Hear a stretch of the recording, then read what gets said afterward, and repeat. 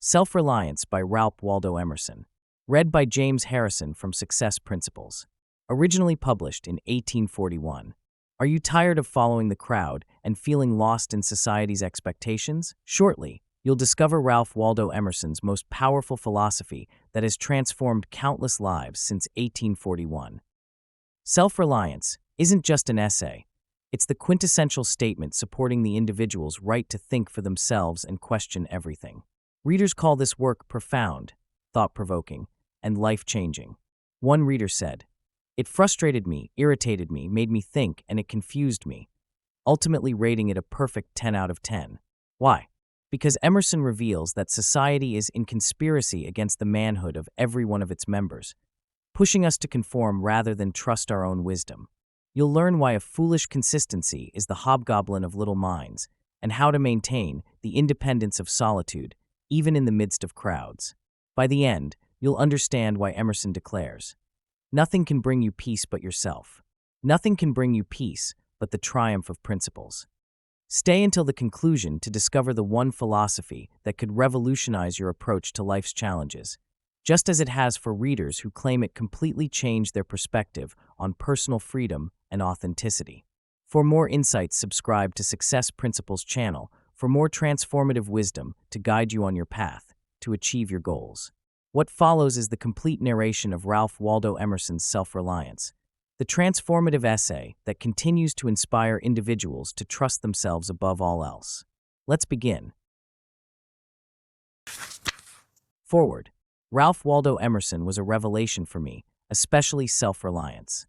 I never before had read any work that so clearly and succinctly addressed so many important issues that we all deal with in our lives. Many of the questions that I had been asking about myself and my place in the world were addressed in the essay, and reading his words brought me a sense of peace, a feeling that others, too, might be asking themselves many of the questions that I had. Emerson had a gift for hitting nails right on the head and coming to the heart of a matter with a simple sentence or two. He had a penchant for addressing important universal issues while remaining true to the individual in each of us. Yes, the concepts are universal, but we each can see ourselves in the issues, and we can see how we fit into them. We can see our unique value as individuals, and we can feel worthy of having such questions in our lives. From his examination of the value of the self and our trust in ourselves in Self-Reliance to his essays on friendship and love, Emerson has much to teach us about aspects of our lives that are extremely important to us. The question is, are we willing to read what he has to teach us, think about it deeply as far as how it pertains to us in our personal lives, and incorporate the relevant aspects of his teachings into our daily lives?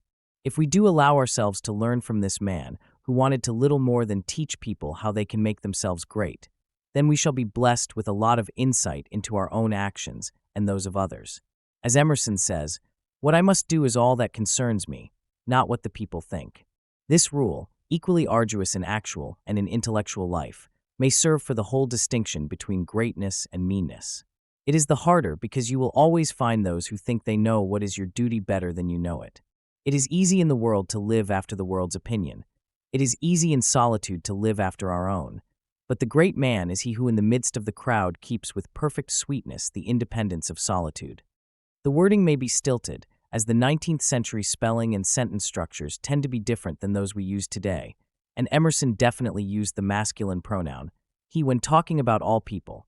But if we can work our way past these superficial linguistic traits, we can find a wealth of ideas that are practical, insightful, and universal.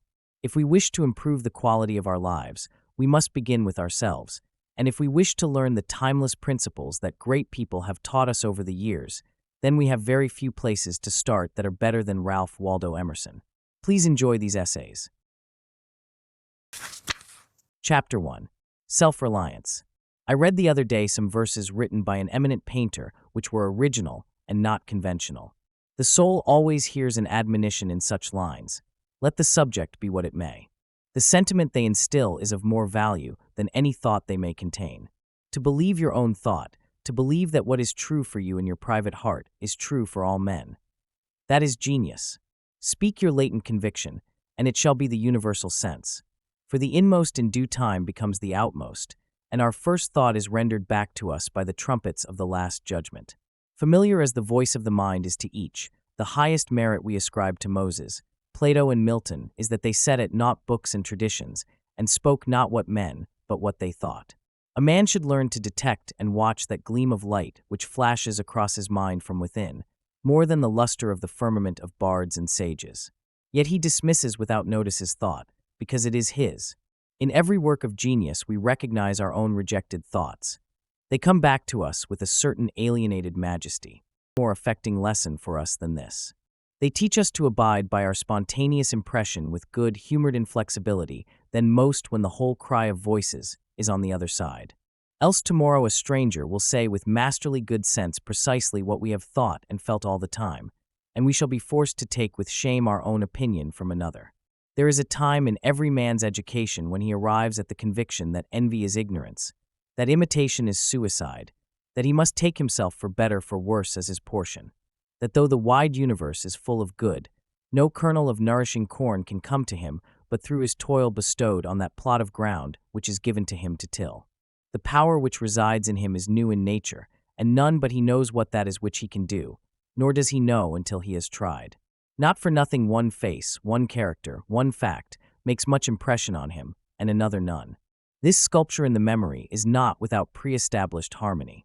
The eye was placed where one ray should fall, that it might testify of that particular ray. We but half express ourselves, and are ashamed of that divine idea which each of us represents. It may be safely trusted as proportionate and of good issues, so it be faithfully imparted, but God will not have his work made manifest by cowards. A man is relieved and gay when he has put his heart into his work and done his best. But what he has said or done otherwise shall give him no peace. It is a deliverance which does not deliver. In the attempt his genius deserts him. No muse befriends, no invention, no hope. Trust thyself. Every heart vibrates to that iron string. Accept the place the divine providence has found for you, the society of your contemporaries, the connection of events. Great men have always done so, and confided themselves childlike to the genius of their age, betraying their perception that the absolutely trustworthy was seated at their heart, working through their hands, predominating in all their being. And we are now men, and must accept in the highest mind the same transcendent destiny, and not minors and invalids in a protected corner, not cowards fleeing before a revolution, but guides, redeemers, and benefactors, obeying the almighty effort and advancing on chaos and the dark. What pretty oracles nature yields us on this text in the face and behavior of children, babes, and even brutes. That divided and rebel mind, that distrust of a sentiment because our arithmetic has computed the strength and means opposed to our purpose, these have not. Their mind being whole, their eye is as yet unconquered, and when we look in their faces we are disconcerted. Infancy conforms to nobody, all conform to it, so that one babe commonly makes 4 or 5 out of the adults who prattle and play to it. So God has armed youth and puberty and manhood no less with its own piquancy and charm, and made it enviable and gracious, and its claims not to be put by, if it will stand by itself. Do not think the youth has no force, because he cannot speak to you and me. Hark! In the next room his voice is sufficiently clear and emphatic. It seems he knows how to speak to his contemporaries. Bashful or bold then, he will know how to make us seniors very unnecessary. The nonchalance of boys who are sure of a dinner, and would disdain as much as a lord to do or say ought to conciliate one, is the healthy attitude of human nature. A boy is in the parlor what the pit is in the playhouse. Independent, irresponsible, looking out from his corner on such people and facts as pass by, he tries and sentences them on their merits, in the swift, summary way of boys, as good, bad, interesting, silly, eloquent, troublesome. He cumbers himself never about consequences, about interests. He gives an independent, genuine verdict. You must court him. He does not court you. But the man is as it were clapped into jail by his consciousness. As soon as he has once acted or spoken with a claw, he is a committed person, watched by the sympathy or the hatred of hundreds, whose affections must now enter into his account. There is no Lethe for this. Ah, that he could pass again into his neutrality, who can thus avoid all pledges, and having observed, observe again from the same unaffected, unbiased, unbribable, unaffrighted innocence. Must always be formidable. He would utter opinions on all passing affairs, which being seen to be not private but necessary, would sink like darts into the ear of men and put them in fear. These are the voices which we hear in solitude, but they grow faint and inaudible as we enter into the world. Society everywhere is in conspiracy against the manhood of every one of its members. Society is a joint stock company, in which the members agree, for the better securing of his bread to each shareholder, to surrender the liberty and culture of the eater. The virtue in most request is conformity. Self-reliance is its aversion. It loves not realities and creators, but names and customs. Whoso would be a man must be a nonconformist. He who would gather immortal palms must not be hindered by the name of goodness, but must explore if it be goodness. Nothing is at last sacred but the integrity of your own mind. Absolve you to yourself, and you shall have the suffrage of the world. I remember an answer which when quite young I was prompted to make to a valued adviser who was wont to importune me with the dear old doctrines of the Church. On my saying, "What have I to do with the sacredness of traditions, if I live wholly from within?" my friend suggested, "But these impulses may be from below, not from above." I replied, "They do not seem to me to be such, but if I am the devil's child, I will live then from the devil. No law can be sacred to me but that of my nature. Good and bad are but names very readily transferable to that or this. The only right is what is after my constitution, the only wrong what is against it. A man is to carry himself in the presence of all opposition as if everything were titular and ephemeral, but he. I am ashamed to think how easily we capitulate to badges and names, to large societies and dead institutions. Every decent and well-spoken individual affects and sways me more than is right. I ought to go upright and vital, and speak the rude truth in all ways. If malice and vanity were the code of philanthropy, shall that pass?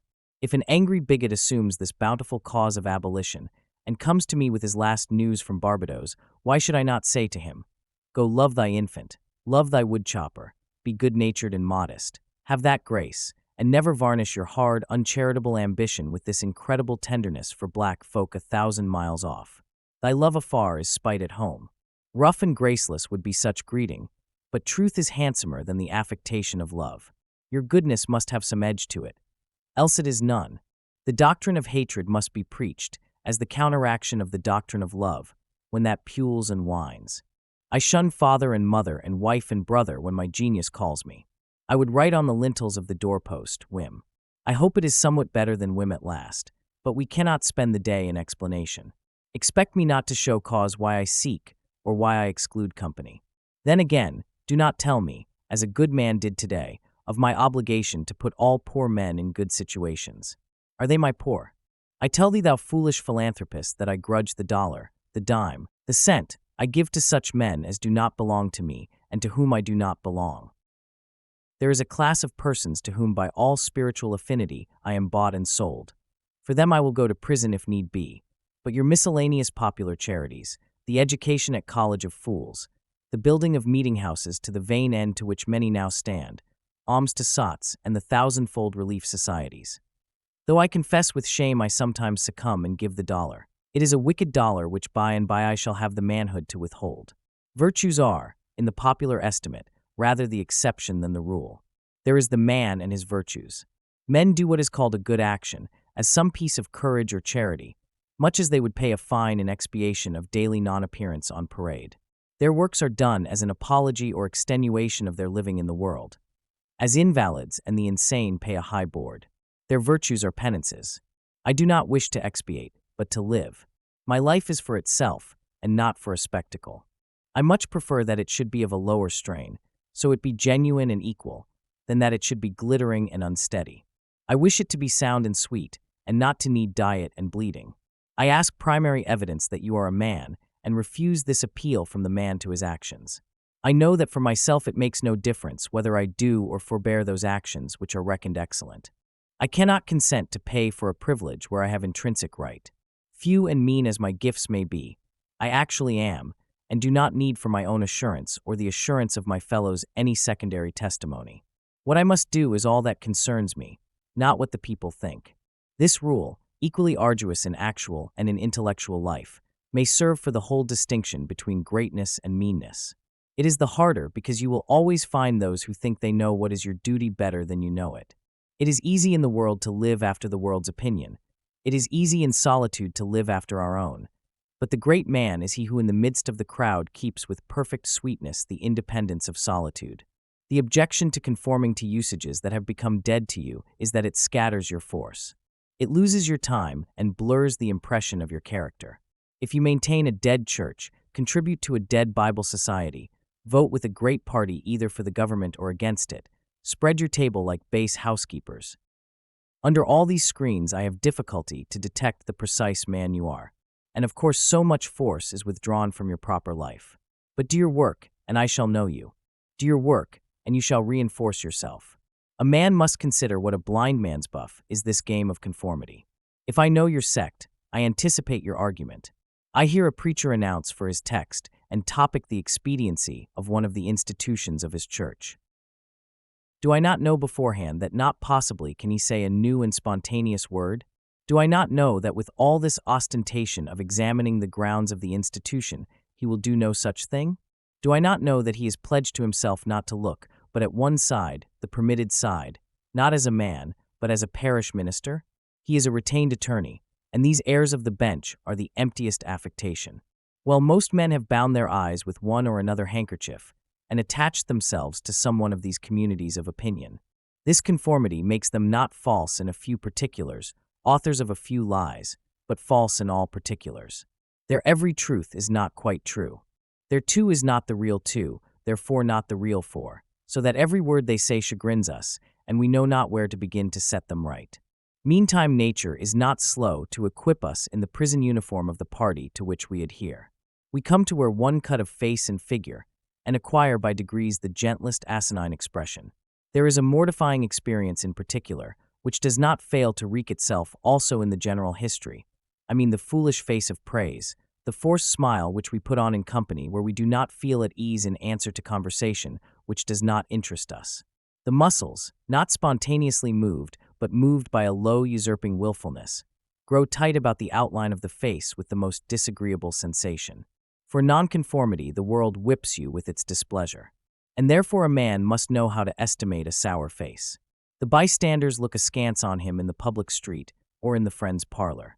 If this aversation had its origin in contempt and resistance like his own, he might well go home with a sad countenance. But the sour faces of the multitude, like their sweet faces, have no deep cause, but are put on and off as the wind blows and a newspaper directs. Yet is the discontent of the multitude more formidable than that of the Senate and the college. It is easy enough for a firm man who knows the world to brook the rage of the cultivated classes. The rage is decorous and prudent, for they are timid, as being very vulnerable themselves.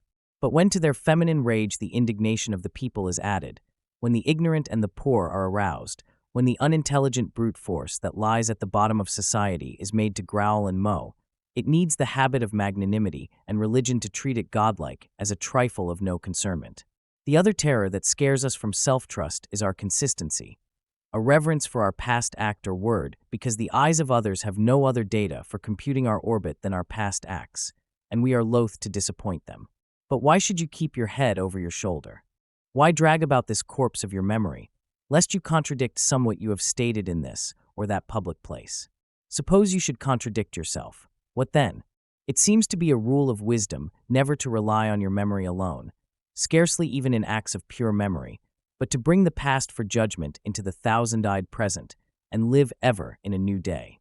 In your metaphysics you have denied personality to the deity, yet when the devout motions of the soul come, yield to them heart and life, though they should clothe God with shape and color. Leave your theory, as Joseph his coat in the hand of the harlot, and flee. A foolish consistency is the hobgoblin of little minds, adored by little statesmen and philosophers and divines. With consistency a great soul has simply nothing to do. He may as well concern himself with his shadow on the wall. Speak what you think now in hard words, and tomorrow speak what tomorrow thinks in hard words again, though it contradict everything you said today. Ah, so you shall be sure to be misunderstood. Is it so bad then to be misunderstood? Pythagoras was misunderstood, and Socrates, and Jesus, and Luther, and Copernicus, and Galileo, and Newton, and every pure and wise spirit that ever took flesh. To be great is to be misunderstood. I suppose no man can violate his nature.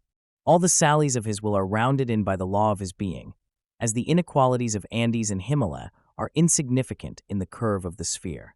Nor does it matter how you gauge and try him. A character is like an acrostic or Alexandrian stanza. Read it forward, backward, or across. It still spells the same thing. In this pleasing contrite woodlife which God allows me, let me record day by day my honest thought without prospect or retrospect, and I cannot doubt it will be found symmetrical, though I mean it not and see it not. My book should smell of pines and resound with the hum of insects. The swallow over my window should interweave that thread or straw he carries in his bill into my web also. We pass for what we are. Character teaches above our wills. Men imagine that they communicate their virtue or vice only by overt actions, and do not see that virtue or vice emit a breath every moment. There will be an agreement in whatever variety of actions, so they be each honest and natural in their hour. For of one will, the actions will be harmonious, however unlike they seem.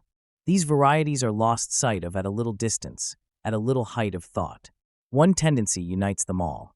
The voyage of the best ship is a zigzag line of 100 tacks.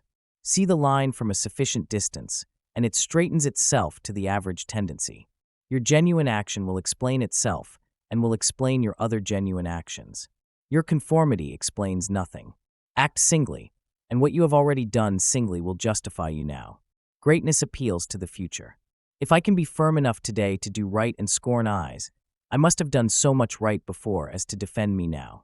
Be it how it will, do right now. Always scorn appearances, and you always may. The force of character is cumulative. All the foregone days of virtue work their health into this. What makes the majesty of the heroes of the Senate and the field, which so fills the imagination? The consciousness of a train of great days and victories behind.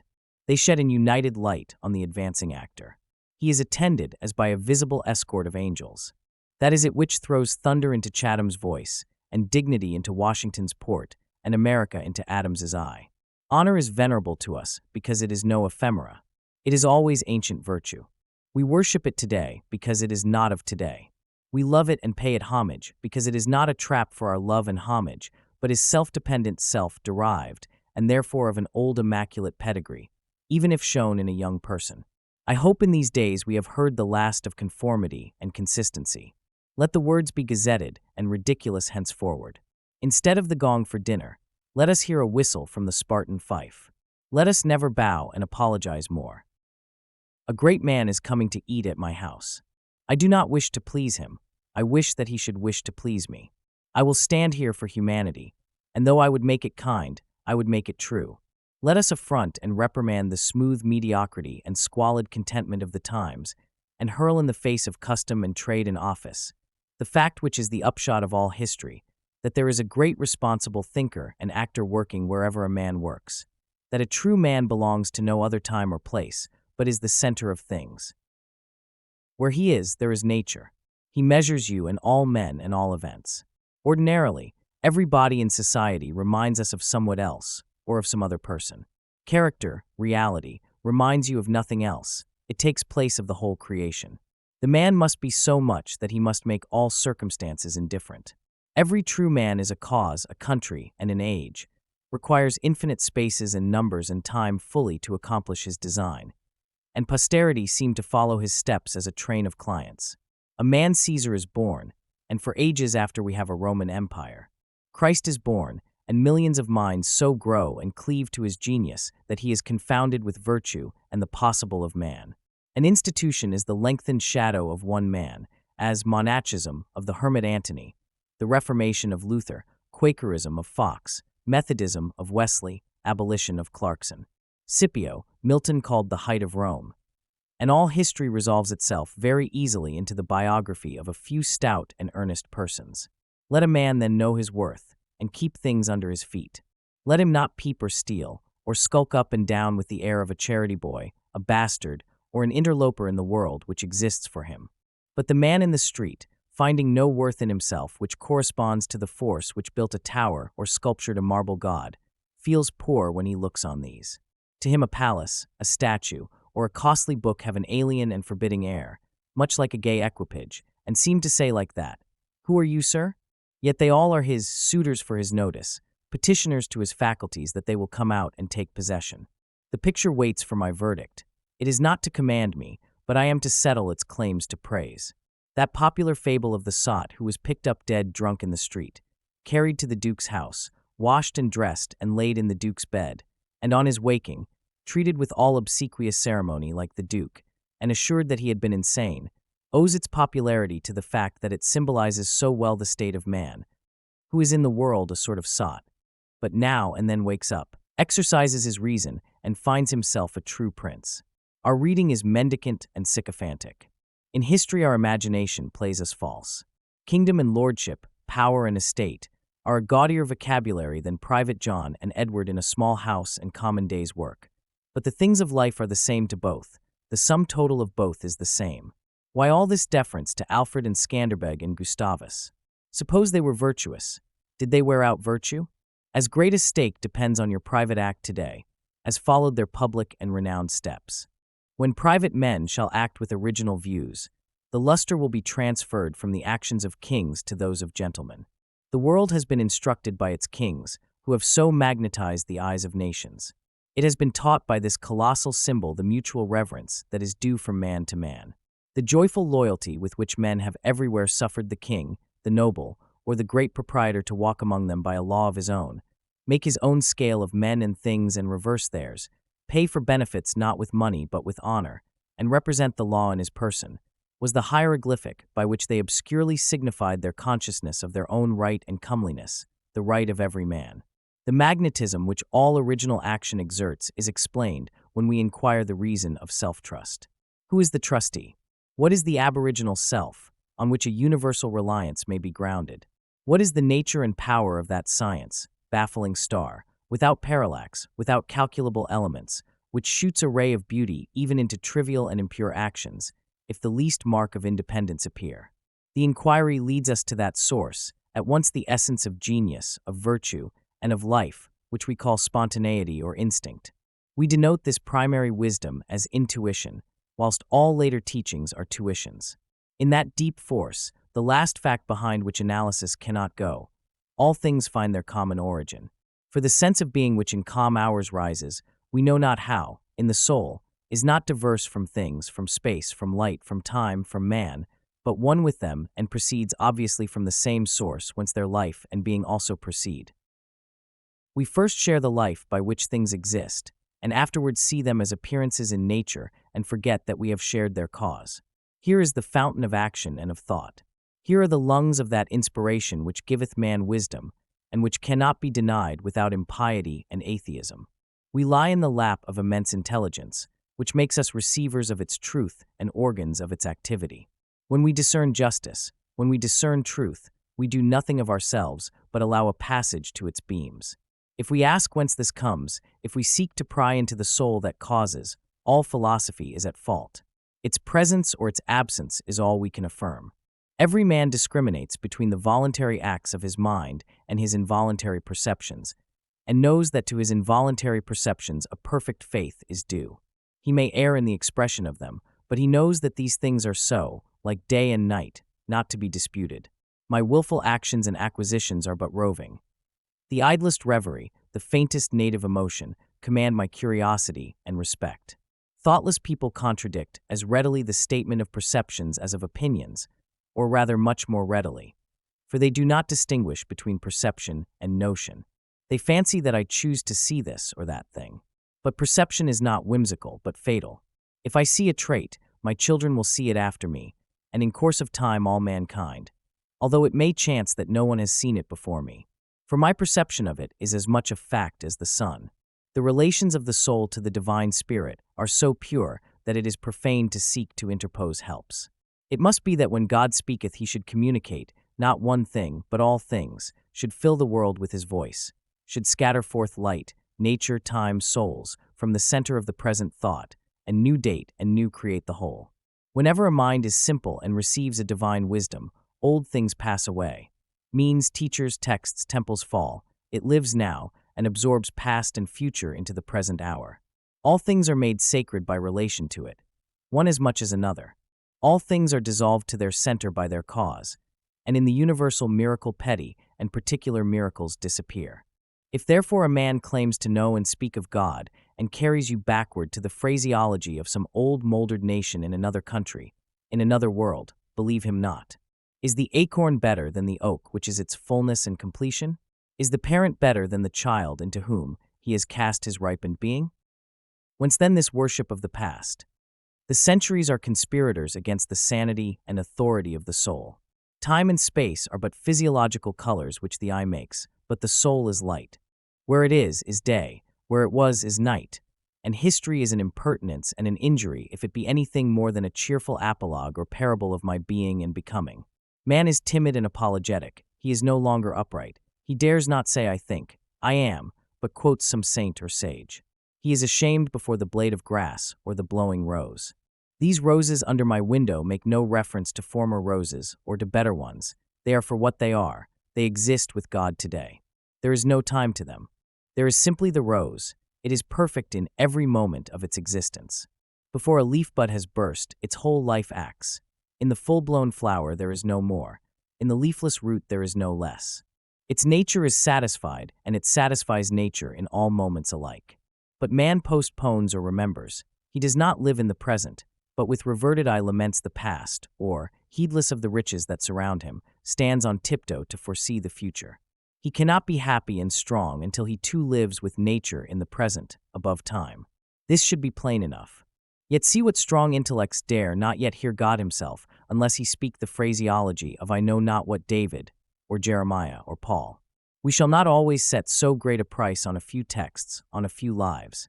We are like children who repeat by rote the sentences of grandams and tutors, and as they grow older, of the men of talents and character they chance to see, painfully recollecting the exact words they spoke. Afterwards, when they come into the point of view which those had who uttered these sayings, they understand them and are willing to let the words go. For at any time they can use words as good when occasion comes. If we live truly, we shall see truly. It is as easy for the strong man to be strong as it is for the weak to be weak. When we have new perception, we shall gladly disburden the memory of its hoarded treasures as old rubbish. When a man lives with God, his voice shall be as sweet as the murmur of the brook and the rustle of the corn. And now at last the highest truth on this subject remains unsaid, probably cannot be said, for all that we say is the far-off remembering of the intuition. That thought by what I can now nearest approach to say it, is this. When good is near you, when you have life in yourself, it is not by any known or accustomed way. You shall not discern the footprints of any other. You shall not see the face of man. You shall not hear any name. The way, the thought, the good shall be wholly strange and new. It shall exclude example and experience. You take the way from man, not to man. All persons that ever existed are its forgotten ministers. Fear and hope are alike beneath it. There is somewhat low even in hope. In the hour of vision, there is nothing that can be called gratitude, nor properly joy. The soul raised over passion beholds identity and eternal causation, perceives the self-existence of truth and right, and calms itself with knowing that all things go well. Vast spaces of nature, the Atlantic Ocean, the South Sea, long intervals of time, years, centuries, are of no account.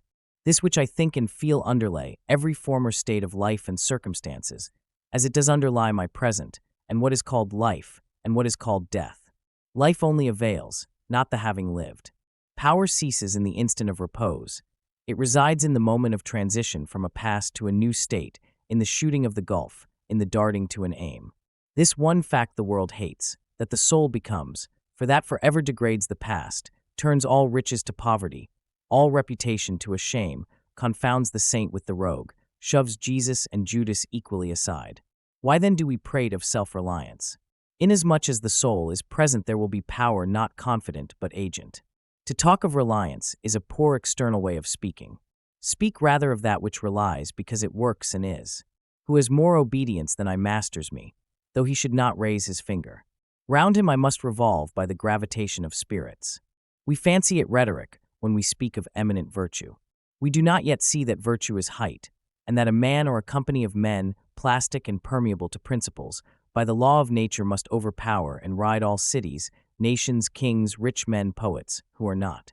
This is the ultimate fact which we so quickly reach on this, as on every topic, the resolution of all into the ever-blessed one. Self-existence is the attribute of the supreme cause, and it constitutes the measure of good by the degree in which it enters into all lower forms. All things real are so by so much virtue as they contain.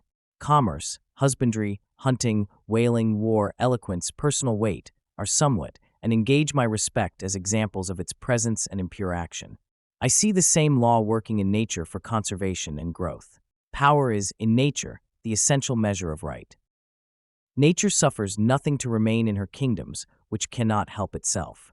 The genesis and maturation of a planet, its poise and orbit, the bended tree recovering itself from the strong wind, the vital resources of every animal and vegetable, are demonstrations of the self-sufficing and therefore self-relying soul. Thus all concentrates. Let us not rove, let us sit at home with the cause. Let us stun and astonish the intruding rabble of men and books and institutions by a simple declaration of the divine fact. Bid the invaders take the shoes from off their feet, for God is here within. Let our simplicity judge them, and our docility to our own law demonstrate the poverty of nature and fortune beside our native riches. But now we are a mob. Man does not stand in awe of man, nor is his genius admonished to stay at home, to put itself in communication with the internal ocean, but it goes abroad to beg a cup of water of the urns of other men. We must go alone. I like the silent church before the service begins, better than any preaching. How far off, how cool, how chaste the persons look, begirt each one with a precinct or sanctuary. So let us always sit. Why should we assume the faults of our friend or wife or father or child because they sit around our hearth or are said to have the same blood? All men have my blood, and I have all men's. Not for that will I adopt their petulance or folly, even to the extent of being ashamed of it. But your isolation must not be mechanical, but spiritual, that is, must be elevation. At times the whole world seems to be in conspiracy to importune you with emphatic trifles. Friend, client, child, sickness, fear, want, charity, all knock at once at thy closet door and say, Come out unto us. But keep thy state, come not into their confusion. The power men possess to annoy me I give them by a weak curiosity. No man can come near me but through my act. What we love that we have, but by desire we bereave ourselves of the love. If we cannot at once rise to the sanctities of obedience and faith, let us at least resist our temptations. Let us enter into the state of war and wake Thor and Woden, courage and constancy, in our Saxon breasts. This is to be done in our smooth times by speaking the truth. Check this lying hospitality and lying affection. Live no longer to the expectation of these deceived and deceiving people with whom we converse. Say to them, O father, O mother, O wife, O brother, O friend, I have lived with you after appearances hitherto. Henceforward I am the truth's. Be it known unto you that henceforward I obey no law less than the eternal law. I will have no covenants but proximities. I shall endeavor to nourish my parents, to support my family, to be the chaste husband of one wife. But these relations I must fill after a new and unprecedented way. I appeal from your customs. I must be myself. I cannot break myself any longer for you or you. If you can love me for what I am, we shall be the happier. If you cannot, I will still seek to deserve that you should. I will not hide my tastes or aversions. I will so trust that what is deep is holy, that I will do strongly before the sun and moon whatever inly rejoices me and the heart appoints. If you are noble, I will love you. If you are not, I will not hurt you and myself by hypocritical attentions. If you are true, but not in the same truth with me, cleave to your companions. I will seek my own. I do this not selfishly, but humbly and truly.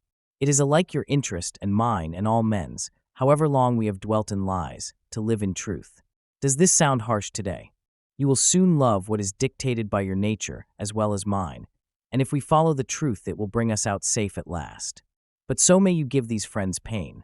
Yes, but I cannot sell my liberty and my power to save their sensibility.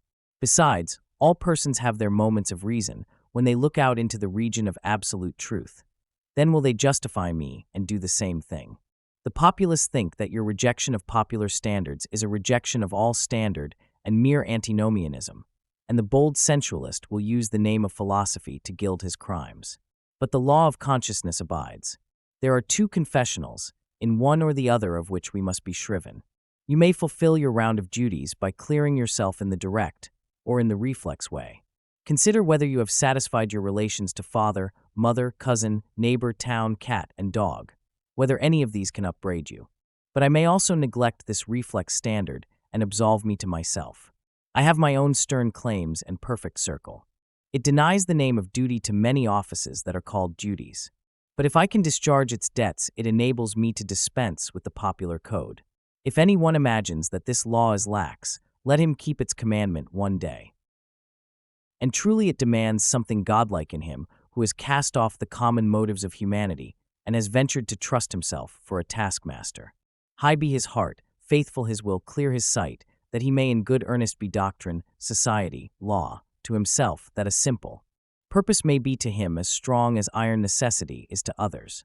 If any man consider the present aspects of what is called by distinction society, he will see the need of these ethics. The sinew and heart of man seem to be drawn out, and we are become timorous, desponding whimperers. We are afraid of truth, afraid of fortune, afraid of death, and afraid of each other. Our age yields no great and perfect persons. We want men and women who shall renovate life and our social state. But we see that most natures are insolvent, cannot satisfy their own wants, have an ambition out of all proportion to their practical force, and do lean and beg day and night continually. Our housekeeping is mendicant, our arts, our occupations, our marriages. Our religion we have not chosen, but society has chosen for us. We are parlor soldiers. We shun the rugged battle of fate, where strength is born. If our young men miscarry in their first enterprises, they lose all heart. If the young merchant fails, men say he is ruined. If the finest genius studies at one of our colleges, and is not installed in an office within 1 year afterwards in the cities or suburbs of Boston or New York, it seems to his friends and to himself that he is right in being disheartened and in complaining the rest of his life. A sturdy lad from New Hampshire or Vermont, who in turn tries all the professions, who teams it, farms it, peddles, keeps a school, preaches, edits a newspaper, goes to Congress, buys a township, and so forth, in successive years, and always like a cat falls on his feet, is worth 100 of these city dolls. He walks abreast with his days and feels no shame in not studying a profession. For he does not postpone his life, but lives already. He has not one chance, but 100 chances. Let a Stoic open the resources of man and tell men they are not leaning willows, but can and must detach themselves. That with the exercise of self-trust, new powers shall appear. That a man is the Word made flesh, born to shed healing to the nations. That he should be ashamed of our compassion, and that the moment he acts from himself, tossing the laws, the books, idolatries, and customs out of the window, we pity him no more but thank and revere him. And that teacher shall restore the life of man to splendor and make his name dear to all history. It is easy to see that a greater self-reliance must work a revolution in all the offices and relations of men, in their religion, in their education, in their pursuits, their modes of living, their association, in their property, in their speculative views. 1. In what prayers do men allow themselves? That which they call a holy office is not so much as brave and manly. Prayer looks abroad and asks for some foreign addition to come through some foreign virtue, and loses itself in endless mazes of natural and supernatural, and mediatorial and miraculous. Prayer is the contemplation of the facts of life from the highest point of view. It is the soliloquy of a beholding and jubilant soul. It is the Spirit of God pronouncing his works good. But prayer as a means to effect a private end is meanness and theft. It supposes dualism and not unity in nature and consciousness. As soon as the man is at one with God, he will not beg. He will then see prayer in all action. The prayer of the farmer kneeling in his field to weed it, the prayer of the rower kneeling with the stroke of his oar, are true prayers heard throughout nature, though for cheap ends. Caratak, in Fletcher's Bonduca, when admonished to inquire the mind of the god audate, replies, "His hidden meaning lies in our endeavors, our valors are our best gods." Another sort of false prayers are our regrets. Discontent is the want of self-reliance. It is infirmity of will. Regret calamities if you can thereby help the sufferer. If not, attend your own work, and already the evil begins to be repaired. Our sympathy is just as base. We come to them who weep foolishly and sit down and cry for company, instead of imparting to them truth and health in rough electric shocks, putting them once more in communication with their own reason. The secret of fortune is joy in our hands. Welcome evermore to gods and men is the self-helping man. For him all doors are flung wide. Him all tongues greet, all honors crown, all eyes follow with desire. Our love goes out to him and embraces him because he did not need it. We solicitously and apologetically caress and celebrate him because he held on his way and scorned our disapprobation. The gods love him because men hated him. To the persevering mortal, said Zoroaster, the blessed immortals are swift. As men's prayers are a disease of the will, so are their creeds a disease of the intellect. They say with those foolish Israelites, "Let not God speak to us, lest we die. Speak thou, speak any man with us, and we will obey." Everywhere I am hindered of meeting God in my brother, because he has shut his own temple doors and recites fables merely of his brother's, or his brother's brother's God. Every new mind is a new classification. If it prove a mind of uncommon activity and power, a Locke, a Lavoisier, a Hutton, a Bentham, a Fourier, it imposes its classification on other men, and lo, a new system. In proportion to the depth of the thought, and so to the number of the objects it touches and brings within reach of the pupil, is his complacency. But chiefly is this apparent in creeds and churches, which are also classifications of some powerful mind acting on the elemental thought of duty and man's relation to the highest, such as Calvinism, Quakerism, Swedenborgism. The pupil takes the same delight in subordinating everything to the new terminology as a girl who has just learned botany in seeing a new earth and new seasons thereby. It will happen for a time that the pupil will find his intellectual power has grown by the study of his master's mind. But in all unbalanced minds the classification is idolized, passes for the end and not for a speedily exhaustible means, so that the walls of the system blend to their eye in the remote horizon with the walls of the universe. The luminaries of heaven seem to them hung on the arch their master built. They cannot imagine how you aliens have any right to see. How you can see? It must be somehow that you stole the light from us. They do not yet perceive that light, unsystematic, indomitable, will break into any cabin, even into theirs. Let them chirp a while and call it their own. If they are honest and do well, presently their neat new pinfold will be too straight and low, will crack, will lean, will rot and vanish, and the immortal light, all young and joyful, million-orbed, million-colored, will beam over the universe as on the first morning. 2. It is for want of self-culture that the superstition of traveling, whose idols are Italy, England, Egypt, retains its fascination for all educated Americans. They who made England, Italy, or Greece venerable in the imagination did so by sticking fast where they were like an axis of the earth. In manly hours we feel that duty is our place.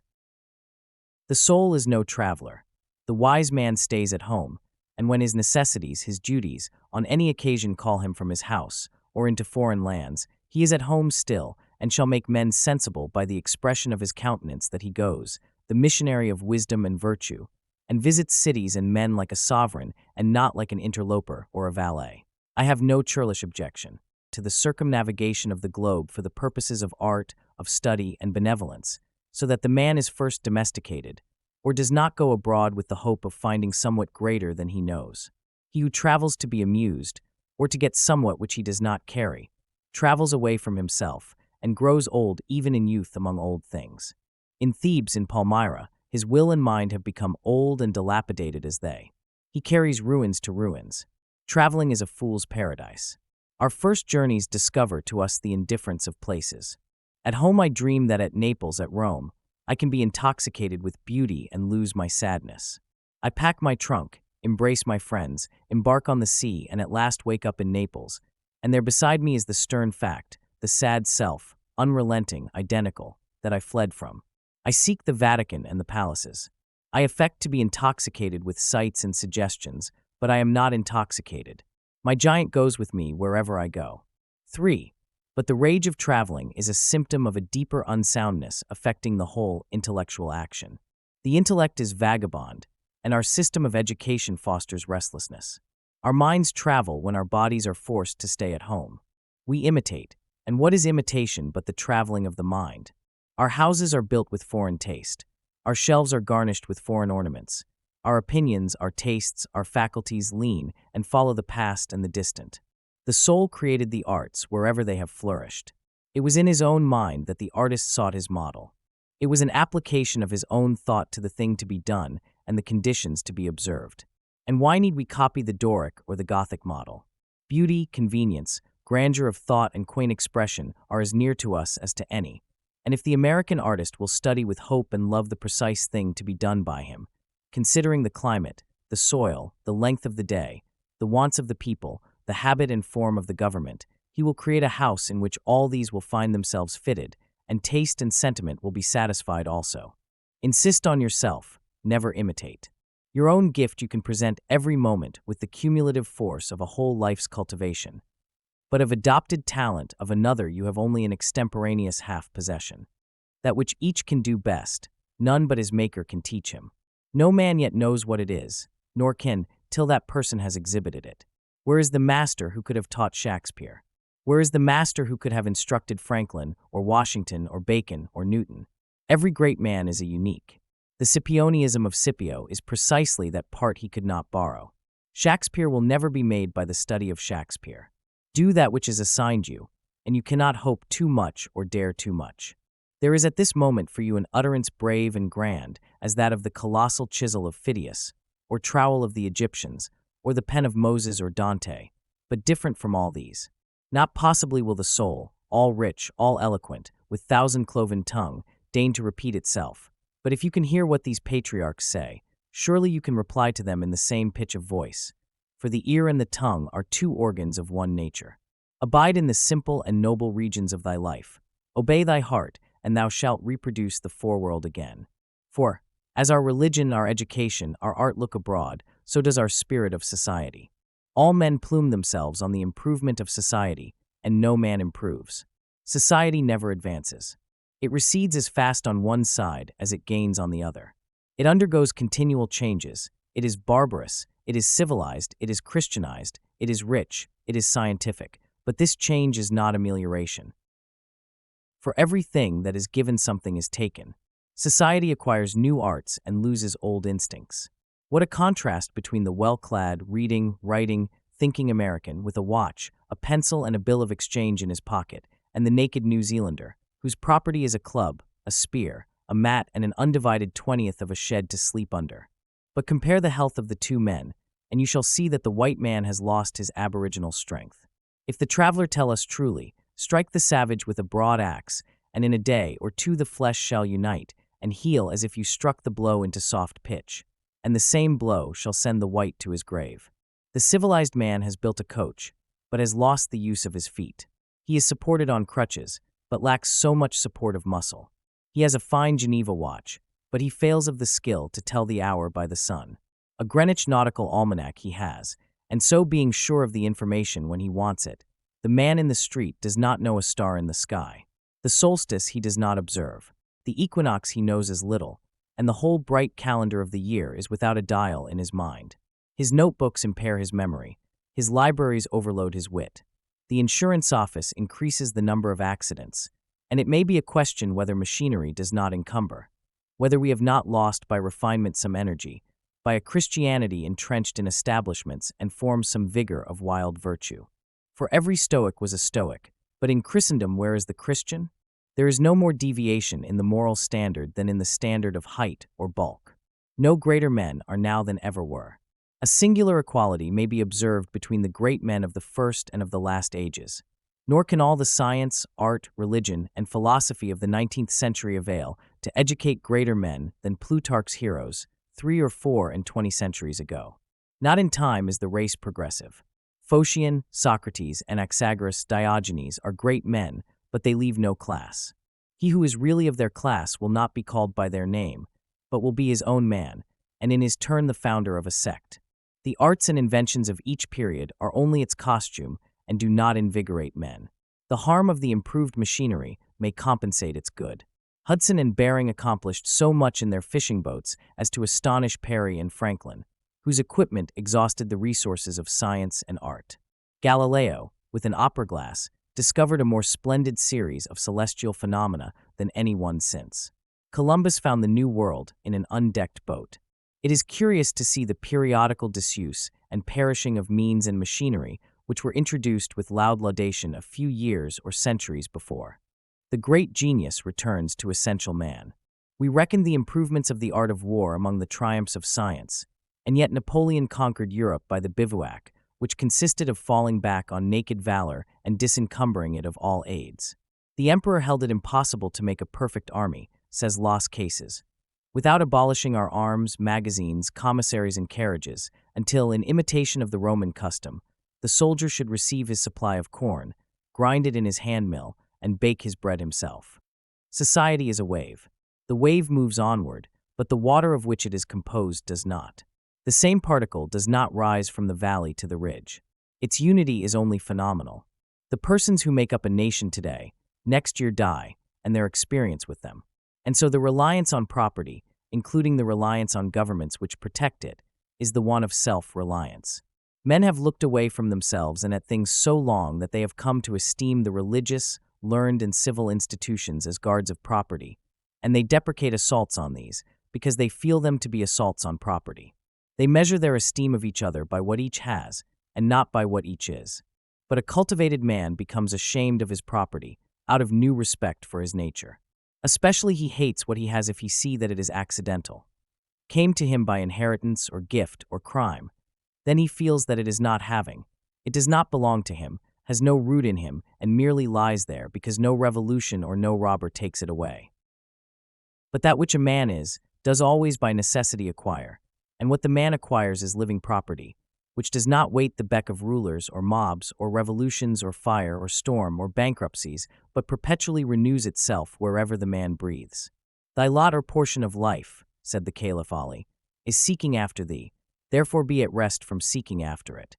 Our dependence on these foreign goods leads us to our slavish respect for numbers. The political parties meet in numerous conventions. The greater the concourse, and with each new uproar of announcement, the delegation from Essex, the Democrats from New Hampshire, the Whigs of Maine, the young patriot feels himself stronger than before by a new thousand of eyes and arms. In like manner the reformers summon conventions and vote and resolve in multitude. Not so, O friends, will the God deign to enter and inhabit you, but by a method precisely the reverse. It is only as a man puts off all foreign support and stands alone that I see him to be strong and to prevail. He is weaker by every recruit to his banner.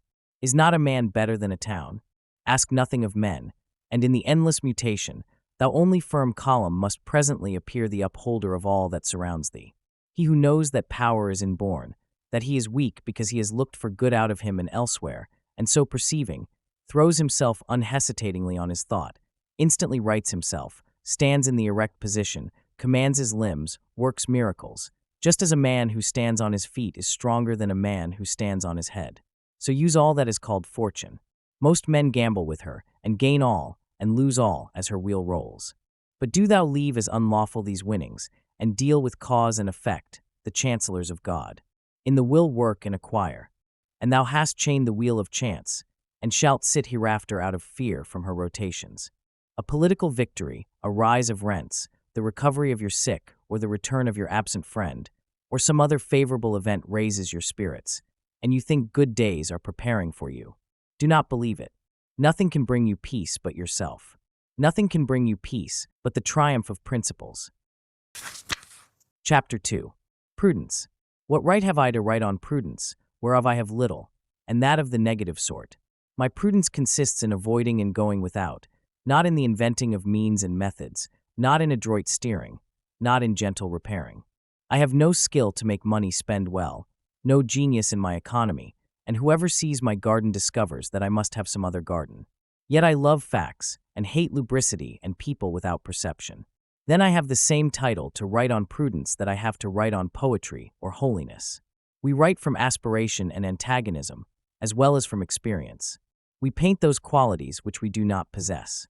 The poet admires the man of energy and tactics.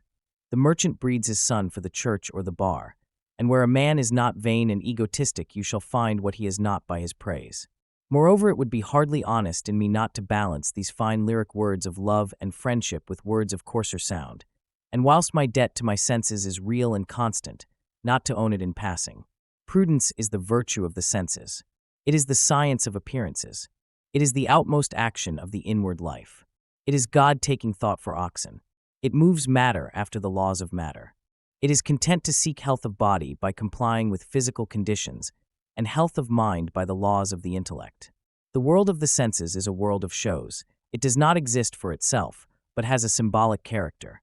And a true prudence or law of shows recognizes the co-presence of other laws and knows that its own office is subaltern, knows that it is surface and not center where it works. Prudence is false when detached. It is legitimate when it is the natural history of the soul incarnate, when it unfolds the beauty of laws within the narrow scope of the senses. There are all degrees of proficiency in knowledge of the world. It is sufficient to our present purpose to indicate three. One class live to the utility of the symbol, esteeming health and wealth a final good. Another class live above this mark to the beauty of the symbol, as the poet and artist and the naturalist and man of science. A third class live above the beauty of the symbol to the beauty of the thing signified. These are wise men. The first class have common sense, the second, taste, and the third, spiritual perception. Once in a long time, a man traverses the whole scale and sees and enjoys the symbol solidly, then also has a clear eye for its beauty, and lastly, whilst he pitches his tent on this sacred volcanic isle of nature, does not offer to build houses and barns thereon, reverencing the splendor of the God which he sees bursting through each chink and cranny. The world is filled with the proverbs and acts and winkings of a base prudence, which is a devotion to matter, as if we possessed no other faculties than the palate, the nose, the touch, the eye and ear. A prudence which adores the rule of three, which never subscribes, which never gives, which seldom lends, and asks but one question of any project. Will it bake bread? This is a disease like a thickening of the skin until the vital organs are destroyed. But culture, revealing the high origin of the apparent world and aiming at the perfection of the man as the end, degrades everything else, as health and bodily life, into means. It sees prudence not to be a several faculty, but a name for wisdom and virtue conversing with the body and its wants. Cultivated men always feel and speak so, as if a great fortune, the achievement of a civil or social measure, great personal influence, a graceful and commanding address, had their value as proofs of the energy of the spirit. If a man lose his balance and immerse himself in any trades or pleasures for their own sake, he may be a good wheel or pin, but he is not a cultivated man. The spurious prudence, making the senses final, is the god of sots and cowards, and is the subject of all comedy. It is nature's joke, and therefore literature's. The true prudence limits this sensualism by admitting the knowledge of an internal and real world. This recognition once made, the order of the world and the distribution of affairs and times, being studied with the co-perception of their subordinate place, will reward any degree of attention. For our existence, thus apparently attached in nature to the sun and the returning moon and the periods which they mark, so susceptible to climate and to country, so alive to social good and evil, so fond of splendor and so tender to hunger and cold and debt, reads all its primary lessons out of these books. Prudence does not go behind nature and ask whence it is. It takes the laws of the world whereby man's being is conditioned, as they are, and keeps these laws that it may enjoy their proper good. It respects space and time, climate, wants sleep, the law of polarity, growth and death. Their revolve to give bound and period to his being on all sides, the sun and moon, the great formalists in the sky. Here lies stubborn matter, and will not swerve from its chemical routine.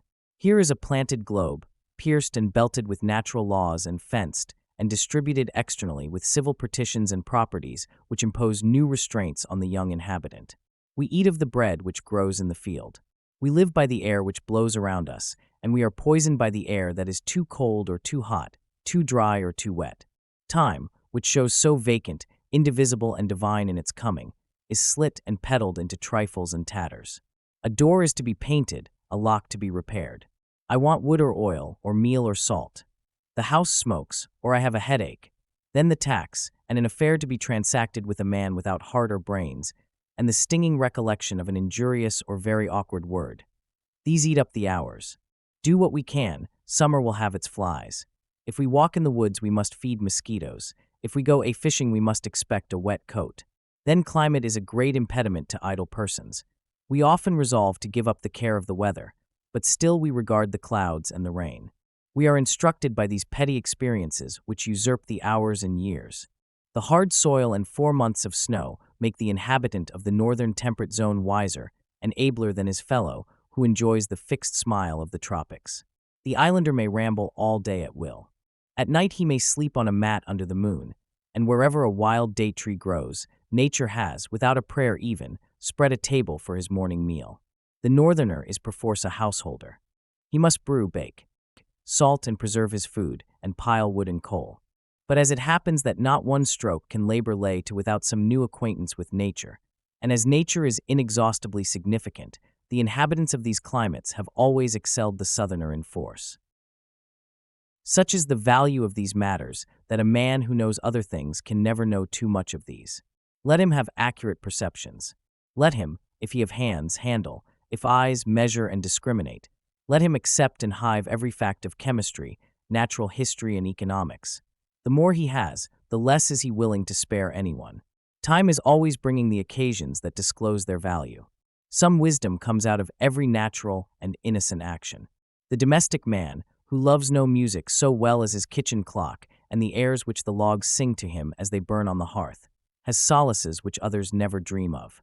The application of means to ends ensures victory, and the songs of victory not less in a farm or a shop than in the tactics of party or of war. The good husband finds method as efficient in the packing of firewood in a shed or in the harvesting of fruits in the cellar, as in peninsular campaigns or the files of the Department of State. In the rainy day he builds a workbench, or gets his toolbox set in the corner of the barn chamber and stored with nails, gimlet, pincers, screwdriver and chisel. Herein he tastes an old joy of youth and childhood, the cat-like love of garrets, presses and corn chambers, and of the conveniences of long housekeeping. His garden or his poultry yard tells him many pleasant anecdotes. One might find argument for optimism in the abundant flow of this saccharine element of pleasure in every suburb and extremity of the good world. Let a man keep the law. Any law, and his way will be strewn with satisfactions. There is more difference in the quality of our pleasures than in the amount. On the other hand, nature punishes any neglect of prudence. If you think the senses final, obey their law. If you believe in the soul, do not clutch at sensual sweetness before it is ripe on the slow tree of cause and effect.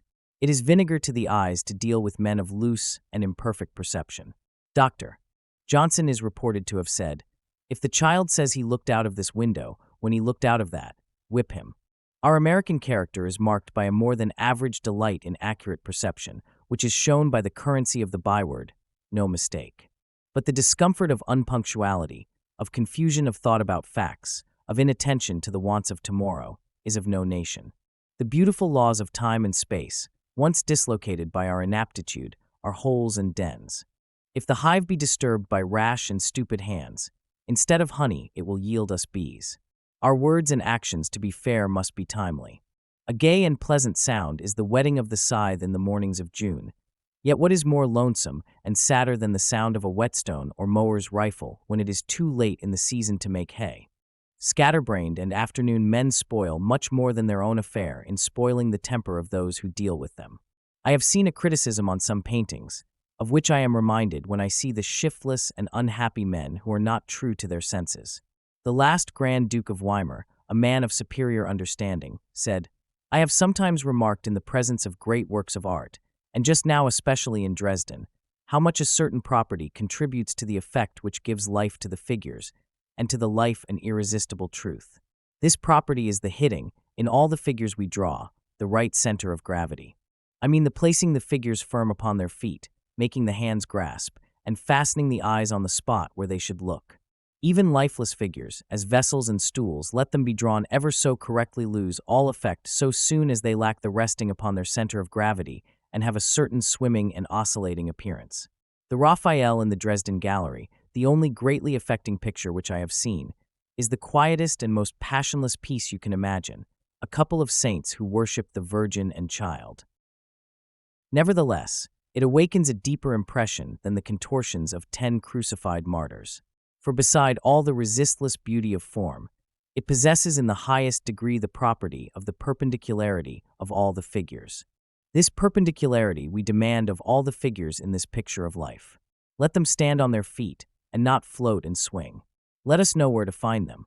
Let them discriminate between what they remember and what they dreamed, call a spade, give us facts, and honor their own senses with trust. But what man shall dare tax another with imprudence? Who is prudent? The men we call greatest are least in this kingdom. There is a certain fatal dislocation in our relation to nature, distorting our modes of living and making every law our enemy, which seems at last to have aroused all the wit and virtue in the world to ponder the question of reform. We must call the highest prudence to counsel, and ask why health and beauty and genius should now be the exception rather than the rule of human nature?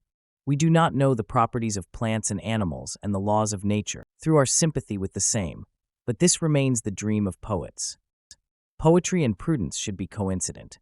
Poets should be lawgivers. That is, the boldest lyric inspiration should not chide and insult, but should announce and lead the civil code and the day's work. But now the two things seem irreconcilably parted. We have violated law upon law until we stand amidst ruins, and when by chance we espy a coincidence between reason and the phenomena, we are surprised. Beauty should be the dowry of every man and woman, as invariably as sensation, but it is rare. Health or sound organization should be universal. Genius should be the child of genius, and every child should be inspired. But now it is not to be predicted of any child, and nowhere is it pure. We call partial half-lights, by courtesy, genius, talent which converts itself to money, talent which glitters today that it may dine and sleep well tomorrow, and society is officered by men of parts, as they are properly called, and not by divine men. These use their gifts to refine luxury, not to abolish it. Genius is always ascetic, and piety and love. Appetite shows to the finer souls as a disease, and they find beauty in rights and bounds that resist it. We have found out fine names to cover our sensuality withal, but no gifts can raise intemperance. The man of talent affects to call his transgressions of the laws of the senses trivial, and to count them nothing considered with his devotion to his art. His art never taught him lewdness, nor the love of wine, nor the wish to reap where he had not sowed. His art is less for every deduction from his holiness, and less for every defect of common sense. On him who scorned the world, as he said, the scorned world wreaks its revenge.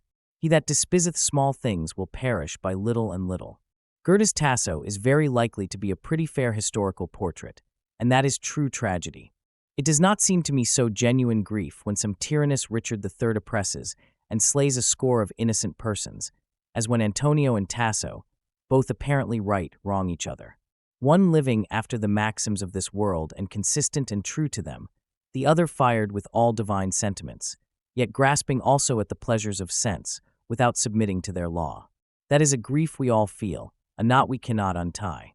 Tasso's is no infrequent case in modern biography.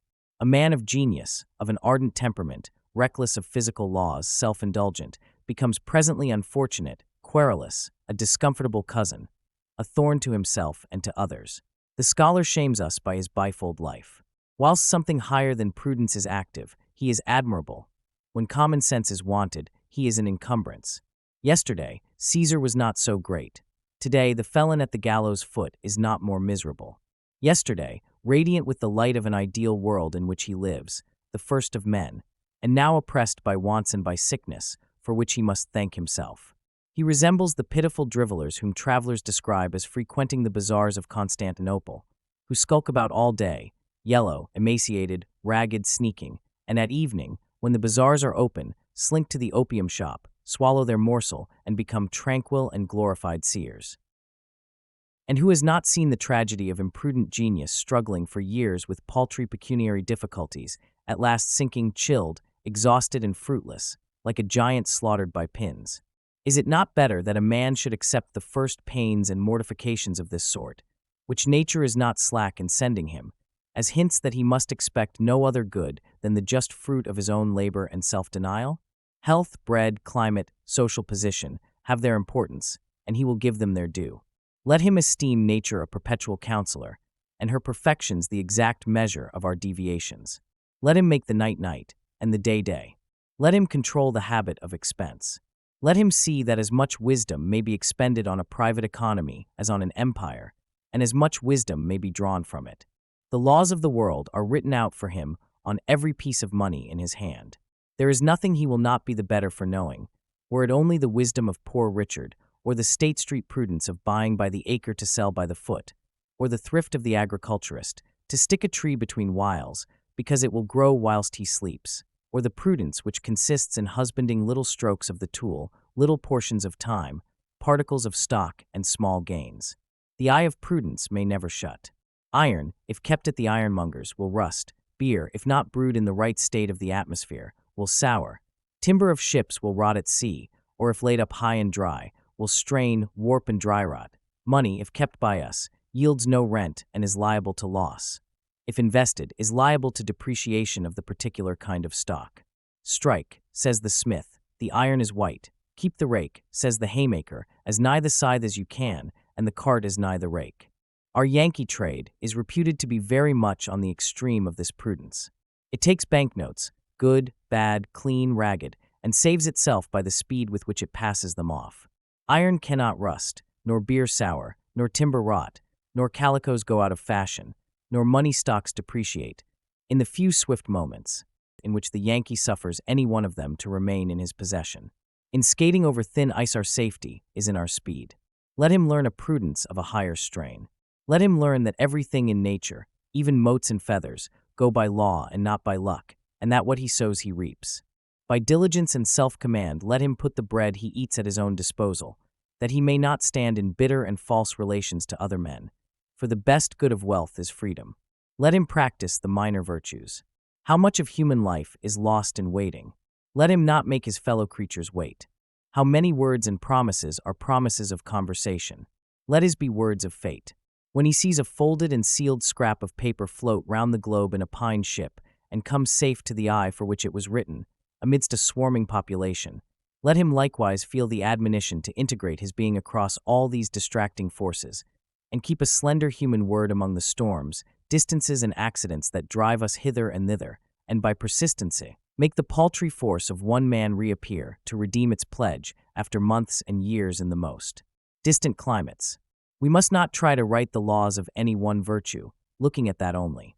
Human nature loves no contradictions, but is symmetrical. The prudence which secures an outward well-being is not to be studied by one set of men, whilst heroism and holiness are studied by another, but they are reconcilable. Prudence concerns the present time, persons, property, and existing forms. But as every fact hath its roots in the soul, and if the soul were changed, would cease to be, or would become some other thing. The proper administration of outward things will always rest on a just apprehension of their cause and origin. That is, the good man will be the wise man, and the single-hearted the politic man.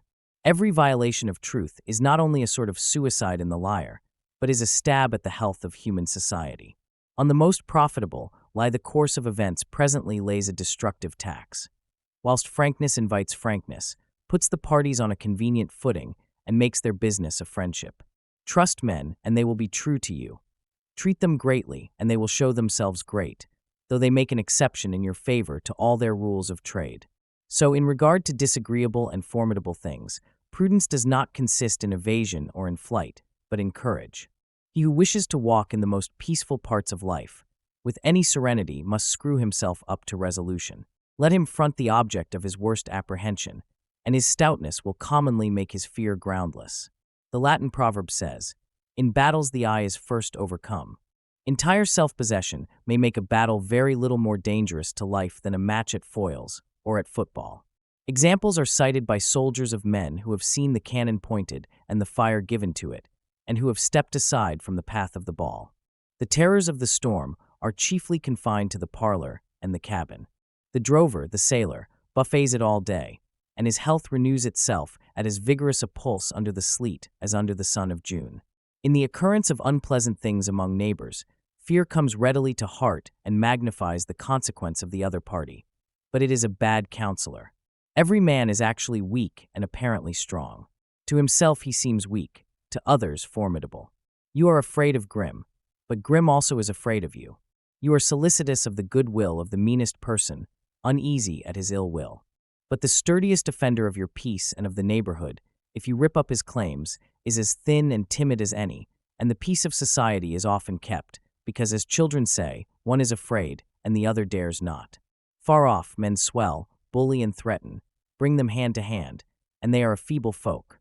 It is a proverb that courtesy costs nothing, but calculation might come to value love for its profit.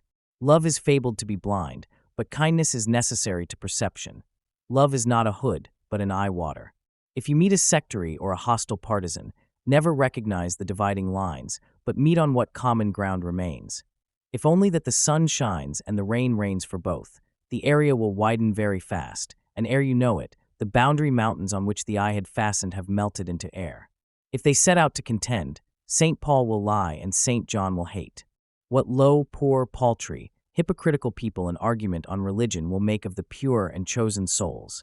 They will shuffle and crow, crook and hide, feign to confess here, only that they may brag and conquer there, and not a thought has enriched either party, and not an emotion of bravery, modesty, or hope.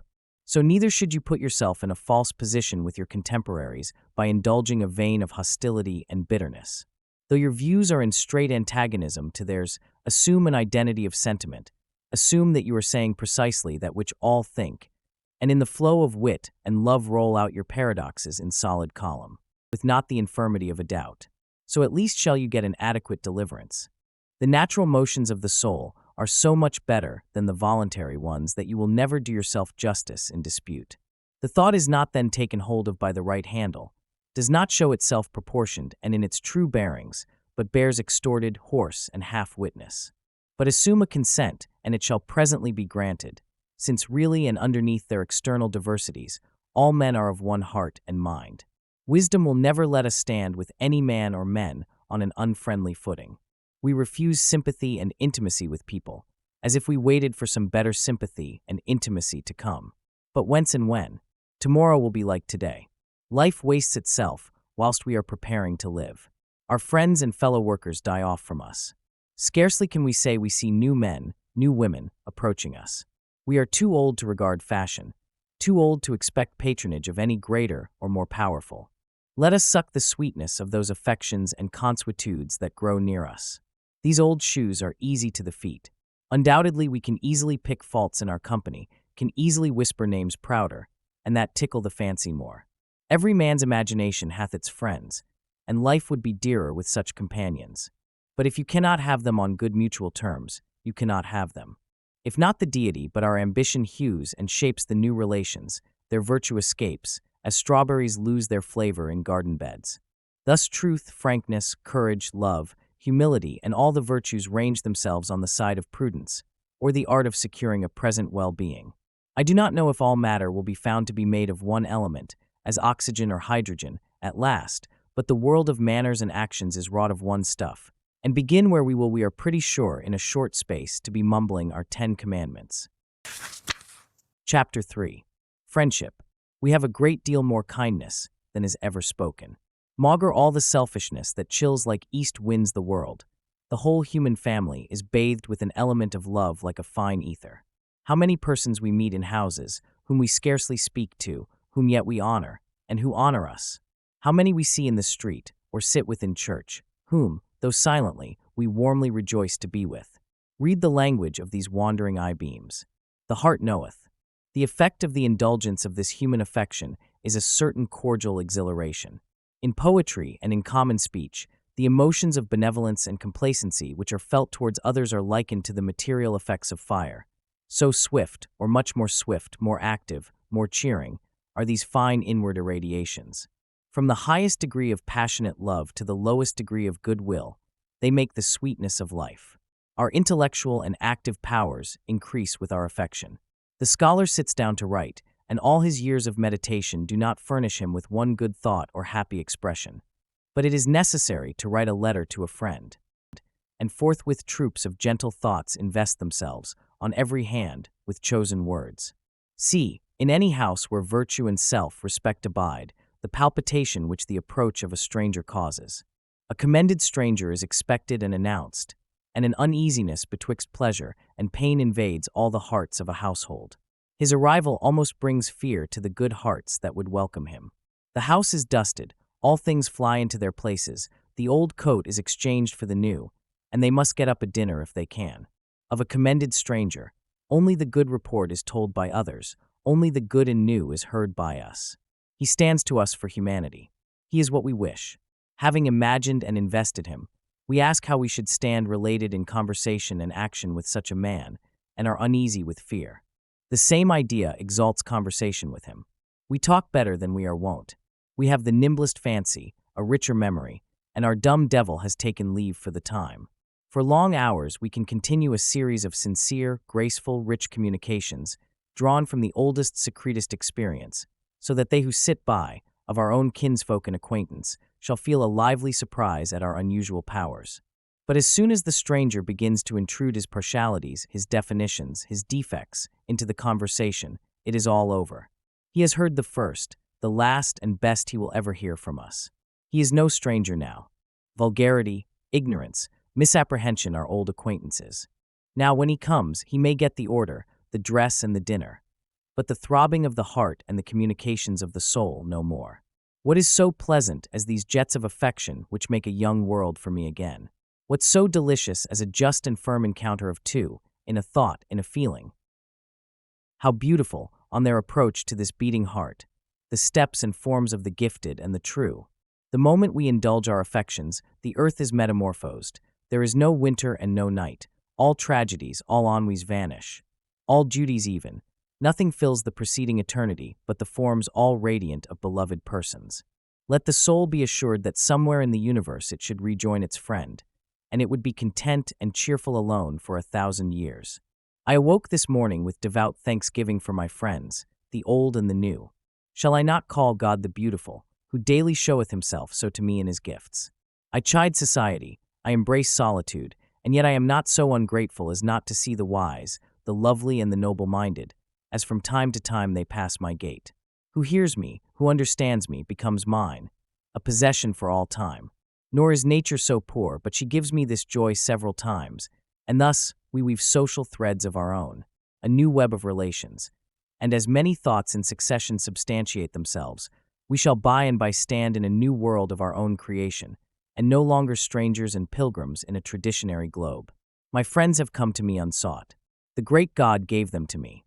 By oldest right, by the divine affinity of virtue with itself, I find them, or rather not I but the deity in me, and in them derides and cancels the thick walls of individual character, relation, age, sex, circumstance, at which he usually connives, and now makes many one. High thanks I owe you, excellent lovers, who carry out the world for me to new and noble depths, and enlarge the meaning of all my thoughts. These are new poetry of the first bard. Poetry without stop. Hymn, ode, and epic, poetry still flowing, Apollo and the muses chanting still. Will these two separate themselves from me again, or some of them? I know not, but I fear it not, for my relation to them is so pure, that we hold by simple affinity, and the genius of my life being thus social, the same affinity will exert its energy on whomsoever is as noble as these men and women, wherever I may be. I confess to an extreme tenderness of nature on this point. It is almost dangerous to me to crush the sweet poison of misused wine of the affections. A new person is to me a great event and hinders me from sleep. I have often had fine fancies about persons which have given me delicious hours, but the joy ends in the day, it yields no fruit. Thought is not born of it. My action is very little modified. I must feel pride in my friend's accomplishments as if they were mine, and a property in his virtues. I feel as warmly when he is praised, as the lover when he hears applause of his engaged maiden. We overestimate the conscience of our friend. His goodness seems better than our goodness, his nature finer, his temptations less. Everything that is his name, his form, his dress, books and instruments, fancy enhances. Our own thought sounds new and larger from his mouth. Yet the systole and diastole of the heart are not without their analogy in the ebb and flow of love. Friendship, like the immortality of the soul, is too good to be believed. The lover, beholding his maiden, half knows that she is not verily that which he worships, and in the golden hour of friendship we are surprised with shades of suspicion and unbelief. We doubt that we bestow on our hero the virtues in which he shines, and afterwards worship the form to which we have ascribed this divine inhabitation. In strictness, the soul does not respect men as it respects itself. In strict science, all persons underlie the same condition of an infinite remoteness. Shall we fear to cool our love by mining for the metaphysical foundation of this Elysian temple? Shall I not be as real as the things I see? If I am, I shall not fear to know them for what they are. Their essence is not less beautiful than their appearance, though it needs finer organs for its apprehension. The root of the plant is not unsightly to science, though for chaplets and festoons we cut the stem short. And I must hazard the production of the bald fact amidst these pleasing reveries, though it should prove an Egyptian skull at our banquet. A man who stands united with his thought conceives magnificently of himself. He is conscious of a universal success, even though bought by uniform particular failures. No advantages, no powers, no gold or force can be any match for him. I cannot choose but rely on my own poverty more than on your wealth. I cannot make your consciousness tantamount to mine. Only the star dazzles, the planet has a faint, moon-like ray. I hear what you say of the admirable parts and tried temper of the party you praise, but I see well that for all his purple cloaks I shall not like him, unless he is at last a poor Greek like me. I cannot deny it, O friend, that the vast shadow of the phenomenal includes the also in its pied and painted immensity. The also, compared with whom all else is shadow. Thou art not being, as truth is, as justice is. Thou art not my soul, but a picture and effigy of that. Thou hast come to me lately, and already thou art seizing thy hat and cloak. Is it not that the soul puts forth friends as the tree puts forth leaves, and presently, by the germination of new buds, extrudes the old leaf? The law of nature is alternation forevermore. Each electrical state superinduces the opposite. The soul environs itself with friends that it may enter into a grander self-acquaintance or solitude, and it goes alone for a season, that it may exalt its conversation or society. This method betrays itself along the whole history of our personal relations. The instinct of affection revives the hope of union with our mates, and the returning sense of insulation recalls us from the chase. Thus every man passes his life in the search after friendship, and if he should record his true sentiment, he might write a letter like this to each new candidate for his love. Dear friend, if I was sure of thee, sure of thy capacity, sure to match my mood with thine, I should never think again of trifles in relation to thy comings and goings. I am not very wise. My moods are quite attainable, and I respect thy genius. It is to me as yet unfathomed. Yet dare I do not presume in the perfect intelligence of me. And so thou art to me a delicious torment. Thine ever or never. Yet these uneasy pleasures and fine pains are for curiosity and not for life. They are not to be indulged. This is to weave cobweb and not cloth. Our friendships hurry to short and poor conclusions because we have made them a texture of wine and dreams, instead of the tough fiber of the human heart. The laws of friendship are austere and eternal, of one web with the laws of nature and of morals. But we have aimed at a swift and petty benefit to suck a sudden sweetness.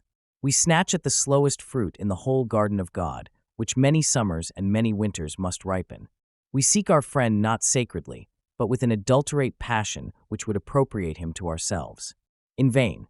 We are armed all over with subtle antagonisms, which, as soon as we meet, begin to play, and translate all poetry into stale prose. Almost all people descend to meet. All association must be a compromise, and what is worst, the very flower and aroma of the flower of each of the beautiful natures disappears as they approach each other. What a perpetual disappointment is actual society, even of the virtuous and gifted. After interviews have been compassed with long foresight, we must be tormented presently by baffled blows, by sudden, unseasonable apathies, by epilepsies of wit and of animal spirits, in the heyday of friendship and thought. Our faculties do not play us true, and both parties are relieved by solitude. I ought to be equal to every relation. It makes no difference how many friends I have, and what content I can find in conversing with each, if there be one to whom I am not equal. If I have shrunk unequal from one contest, the joy I find in all the rest becomes mean and cowardly. I should hate myself, if then I made my other friends my asylum. The valiant warrior famous for fight, after 100 victories, once foiled, is from the book of honor raised quiet, and all the rest forgot for which he toiled. Our impatience is thus sharply rebuked. Bashfulness and apathy are a tough husk in which a delicate organization is protected from premature ripening. It would be lost if it knew itself before any of the best souls were yet ripe enough to know and own it. Respect the Naderlangsamkeit, which hardens the ruby in 1,000,000 years and works in duration in which Alps and Andes come and go as rainbows. The good spirit of our life has no heaven, which is the price of rashness. Love, which is the essence of God, is not for levity, but for the total worth of man. Let us not have this childish luxury in our regards, but the austerest worth. Let us approach our friend with an audacious trust in the truth of his heart, in the breadth, impossible to be overturned, of his foundations.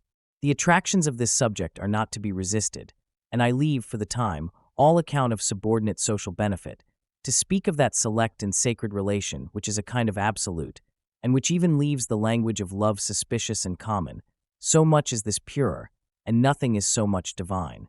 I do not wish to treat friendships daintily, but with roughest courage. When they are real, they are not glass threads or frostwork, but the solidest thing we know. For now, after so many ages of experience, what do we know of nature or of ourselves? Not one step has man taken toward the solution of the problem of his destiny. In one condemnation of folly stand the whole universe of men. But the sweet sincerity of joy and peace which I draw from this alliance with my brother's soul is the nut itself, whereof all nature and all thought is but the husk and shell. Happy is the house that shelters a friend. It might well be built like a festal bower or arch, to entertain him a single day. Happier, if he know the solemnity of that relation and honor its law.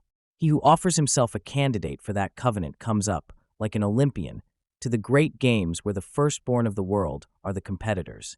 He proposes himself for contests where time, want, danger are in the lists, and he alone is victor who has truth enough in his constitution to preserve the delicacy of his beauty from the wear and tear of all these. The gifts of fortune may be present or absent, but all the speed in that contest depends on intrinsic nobleness and the contempt of trifles. There are two elements that go to the composition of friendship, each so sovereign that I can detect no superiority in either, no reason why either should be first named. One is truth. A friend is a person with whom I may be sincere. Before him I may think aloud. I am arrived at last in the presence of a man so real and equal that I may drop even those undermost garments of dissimulation, courtesy, and second thought, which men never put off, and may deal with him with the simplicity and wholeness with which one chemical atom meets another. Sincerity is the luxury allowed, like diadems and authority, only to the highest rank, that being permitted to speak truth, as having none above it to court or conform unto. Every man alone is sincere. At the entrance of a second person, hypocrisy begins. We parry and fend the approach of our fellow man by compliments, by gossip, by amusements, by affairs. We cover up our thought from him under 100 folds. I knew a man who under a certain religious frenzy cast off this drapery, and omitting all compliment and commonplace, spoke to the conscience of every person he encountered, and that with great insight and beauty. At first he was resisted, and all men agreed he was mad. But persisting, as indeed he could not help doing for some time in this course, he attained to the advantage of bringing every man of his acquaintance into true relations with him. No man would think of speaking falsely with him, or of putting him off with any chat of markets or reading rooms. But every man was constrained by so much sincerity to the like plain dealing, and what love of nature, what poetry, what symbol of truth he had, he did certainly show him. But to most of us society shows not its face and eye, but its side and its back. To stand in true relations with men in a false age is worth a fit of insanity, is it not? We can seldom go erect. Almost every man we meet requires some civility, requires to be humored. He has some fame, some talent, some whim of religion or philanthropy in his head that is not to be questioned, and which spoils all conversation with him.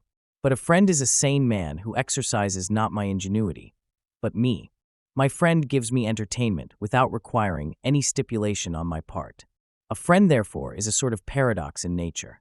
I who alone am, I who see nothing in nature whose existence I can affirm with equal evidence to my own, behold now the semblance of my being, in all its height, variety, and curiosity, reiterated in a foreign form, so that a friend may well be reckoned the masterpiece of nature.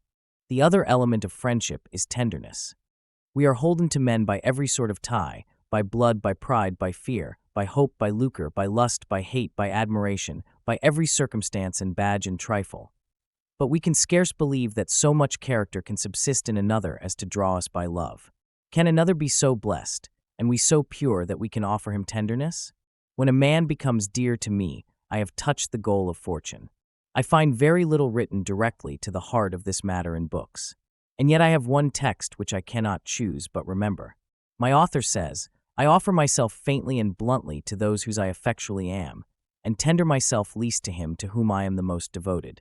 I wish that friendship should have feet, as well as eyes and eloquence. It must plant itself on the ground, before it vaults over the moon. I wish it to be a little of a citizen, before it is quite a cherub. We chide the citizen, because he makes love a commodity. It is an exchange of gifts, of useful loans. It is good neighborhood. It watches with the sick, it holds the pall at the funeral, and quite loses sight of the delicacies and nobility of the relation. But though we cannot find the god under this disguise of a sutler, yet on the other hand we cannot forgive the poet if he spins his thread too fine and does not substantiate his romance by the municipal virtues of justice, punctuality, fidelity, and pity. I hate the prostitution of the name of friendship to signify modish and worldly alliances. I much prefer the company of plowboys and tin peddlers to the silken and perfumed amity which celebrates its days of encounter by a frivolous display, by rides in a cockle and dinners at the best taverns. The end of friendship is a commerce the most strict and homely that can be joined, more strict than any of which we have experience. It is for aid and comfort through all the relations and passages of life and death. It is fit for serene days and graceful gifts and country rambles, but also for rough roads and hard fare, shipwreck, poverty, and persecution. It keeps company with the sallies of the wit and the trances of religion. We are to dignify to each other the daily needs and offices of man's life, and embellish it by courage, wisdom, and unity. It should never fall into something usual and settled, but should be alert and inventive and add rhyme and reason to what was drudgery. Friendship may be said to require natures so rare and costly, each so well-tempered and so happily adapted, and withal so circumstanced, for even in that particular, a poet says, love demands that the parties be altogether paired, that its satisfaction can very seldom be assured. It cannot subsist in its perfection, say some of those who are learned in this warm lore of the heart, betwixt more than two. I am not quite so strict in my terms, perhaps because I have never known so high a fellowship as others. I please my imagination more with a circle of godlike men and women variously related to each other, and between whom subsists a lofty intelligence. But I find this law of one-to-one peremptory for conversation, which is the practice and consummation of friendship. Do not mix waters too much. The best mix is ill as good and bad. You shall have very useful and cheering discourse at several times with two several men, but let all three of you come together, and you shall not have one new and hearty word. Two may talk and one may hear, but three cannot take part in a conversation of the most sincere and searching sort. In good company there is never such discourse between two, across the table, as takes place when you leave them alone. In good company the individuals merge their egotism into a social soul exactly coextensive with the several consciousnesses there present. No partialities of friend to friend, no fondnesses of brother to sister, of wife to husband, are there pertinent, but quite otherwise. Only he may then speak who can sail on the common thought of the party, and not poorly limited to his own. Now this convention, which good sense demands, destroys the high freedom of great conversation, which requires an absolute running of two souls into one. No two men but being left alone with each other enter into simpler relations. Yet it is affinity that determines which two shall converse. Unrelated men give little joy to each other, will never suspect the latent powers of each. We talk sometimes of a great talent for conversation, as if it were a permanent property in some individuals. Conversation is an evanescent relation, no more. A man is reputed to have thought and eloquence. He cannot, for all that, say a word to his cousin or his uncle. They accuse his silence with as much reason as they would blame the insignificance of a dial in the shade. In the sun it will mark the hour. Among those who enjoy his thought he will regain his tongue. Friendship requires that rare mean betwixt likeness and unlikeness that piques each with the presence of power and of consent in the other party. Let me be alone to the end of the world, rather than that my friend should overstep, by a word or a look, his real sympathy. I am equally balked by antagonism and by compliance. Let him not cease an instant to be himself. The only joy I have in his being mine is that the not mine is mine. I hate, where I looked for a manly furtherance, or at least a manly resistance, to find a mush of concession. Better be a nettle in the side of your friend than his echo. The condition which high friendship demands is ability to do without it. That high office requires great and sublime parts. There must be very two before there can be very one. Let it be an alliance of two large, formidable natures, mutually beheld, mutually feared, before yet they recognize the deep identity which, beneath these disparities, unites them. He only is fit for this society who is magnanimous, who is sure that greatness and goodness are always economy, who is not swift to intermeddle with his fortunes. Let him not intermeddle with this. Leave to the diamond its ages to grow, nor expect to accelerate the births of the eternal. Friendship demands a religious treatment. We talk of choosing our friends, but friends are self-elected. Reverence is a great part of it. Treat your friend as a spectacle. Of course he has merits that are not yours, and that you cannot honor if you must needs hold him close to your person. Stand aside, give those merits room, let them mount and expand. Are you the friend of your friend's buttons, or of his thought? To a great heart he will still be a stranger in 1,000 particulars, that he may come near in the holiest ground. Leave it to girls and boys to regard a friend as property, and to suck a short and all-confounding pleasure instead of the noblest benefit. Let us buy our entrance to this guild by a long probation. Why should we desecrate noble and beautiful souls by intruding on them? Why insist on rash personal relations with your friend? Why go to his house, or know his mother and brother and sisters? Why be visited by him at your own? Are these things material to our covenant? Leave this touching and clawing. Let him be to me a spirit, a message, a thought, a sincerity, a glance from him. I want, but not news nor pottage. I can get politics and chat and neighborly conveniences from cheaper companions. Should not the society of my friend be to me poetic, pure, universal, and great as nature itself? Ought I to feel that our tie is profane in comparison with yonder bar of cloud that sleeps on the horizon, or that clump of waving grass that divides the brook? Let us not vilify, but raise it to that standard, that great defying eye, that scornful beauty of his mien and action. Do not pique yourself on reducing, but rather fortify and enhance. Worship his superiorities. Wish him not less by a thought, but hoard and tell them all. Guard him as thy counterpart. Let him be to thee forever a sort of beautiful enemy, untamable, devoutly revered, and not a trivial conveniency to be soon outgrown and cast aside. The hues of the opal, the light of the diamond, are not to be seen if the eye is too near. To my friend I write a letter, and from him I receive a letter. That seems to you a little. It suffices me. It is a spiritual gift worthy of him to give and of me to receive. It profanes nobody. In these warm lines the heart will trust itself, as it will not to the tongue, and pour out the prophecy of a godlier existence than all the annals of heroism have yet made good. Respect so far the holy laws of this fellowship as not to prejudice its perfect flower by your impatience for its opening. We must be our own before we can be another's. There is at least this satisfaction in crime, according to the Latin proverb. You can speak to your accomplice on even terms. Crimen quos inquinat. To those whom we admire and love, at first we cannot. Yet the least defect of self-possession vitiates, in my judgment, the entire relation. There can never be deep peace between two spirits, never mutual respect, until in their dialogue each stands for the whole world. What is so great as friendship? Let us carry with what grandeur of spirit we can. Let us be silent, so we may hear the whisper of the gods. Let us not interfere. Who set you to cast about what you should say to the select souls, or how to say anything to such? No matter how ingenious, no matter how graceful and bland, there are innumerable degrees of folly and wisdom, and for you to say aught is to be frivolous.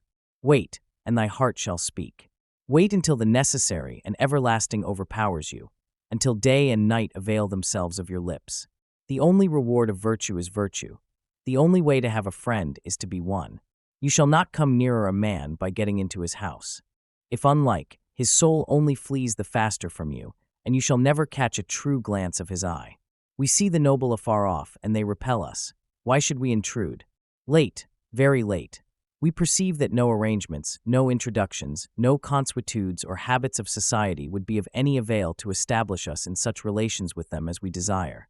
But solely the uprise of nature in us to the same degree it is in them. Then shall we meet as water with water, and if we should not meet them then, we shall not want them, for we are already they. In the last analysis, love is only the reflection of a man's own worthiness from other men.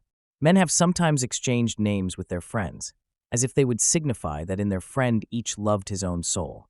The higher the style we demand of friendship, of course the less easy to establish it with flesh and blood. We walk alone in the world. Friends such as we desire are dreams and fables. But a sublime hope cheers ever the faithful heart that elsewhere, in other regions of the universal power, souls are now acting, enduring, and daring, which can love us and which we can love.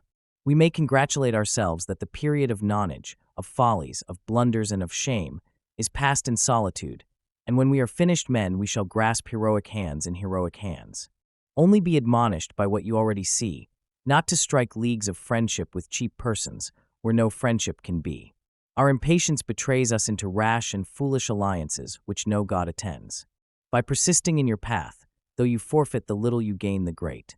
You demonstrate yourself, so as to put yourself out of the reach of false relations, and you draw to you the firstborn of the world. Those rare pilgrims whereof only one or two wander in nature at once, and before whom the vulgar great show is specters and shadows merely. It is foolish to be afraid of making our ties too spiritual, as if so we could lose any genuine love. Whatever correction of our popular views we make from insight, nature will be sure to bear us out in, and though it seem to rob us of some joy, will repay us with a greater. Let us feel, if we will, the absolute insulation of man. We are sure that we have all in us. We go to Europe, or we pursue persons, or we read books, in the instinctive faith that these will call it out and reveal us to ourselves. Beggars all. The persons are such as we. The Europe, an old faded garment of dead persons. The books, their ghosts. Let us drop this idolatry. Let us give over this mendicancy. Let us even bid our dearest friends farewell, and defy them, saying, "Who are you? Unhand me. I will be dependent no more." Ah, sayest thou not, O brother, that thus we part only to meet again on a higher platform, and only be more each other's because we are more our own? A friend is Janus-faced. He looks to the past and the future. He is the child of all my foregoing hours, the prophet of those to come, and the harbinger of a greater friend. I do then with my friends as I do with my books. I would have them where I can find them, but I seldom use them. We must have society on our own terms, and admit or exclude it on the slightest cause. I cannot afford to speak much with my friend. If he is great, he makes me so great that I cannot descend to converse. In the great days, presentiments hover before me in the firmament. I ought then to dedicate myself to them. I go in that I may seize them. I go out that I may seize them. I fear only that I may lose them receding into the sky, in which now they are only a patch of brighter light. Then, though I prize my friends, I cannot afford to talk with them and study their visions, lest I lose my own. It would indeed give me a certain household joy to quit this lofty seeking, this spiritual astronomy or search of stars, and come down to warm sympathies with you. But then I know well I shall mourn always the vanishing of my mighty gods. It is true, next week I shall have languid moods, when I can well afford to occupy myself with foreign objects. Then I shall regret the lost literature of your mind, and wish you were by my side again. But if you come, perhaps you will fill my mind only with new visions, not with yourself but with your lustres, and I shall not be able any more than now to converse with you. So I will owe to my friends this evanescent intercourse. I will receive from them not what they have, but what they are.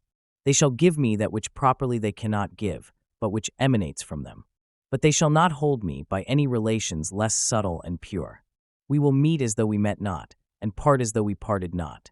It has seemed to me lately more possible than I knew, to carry a friendship greatly, on one side, without due correspondence on the other.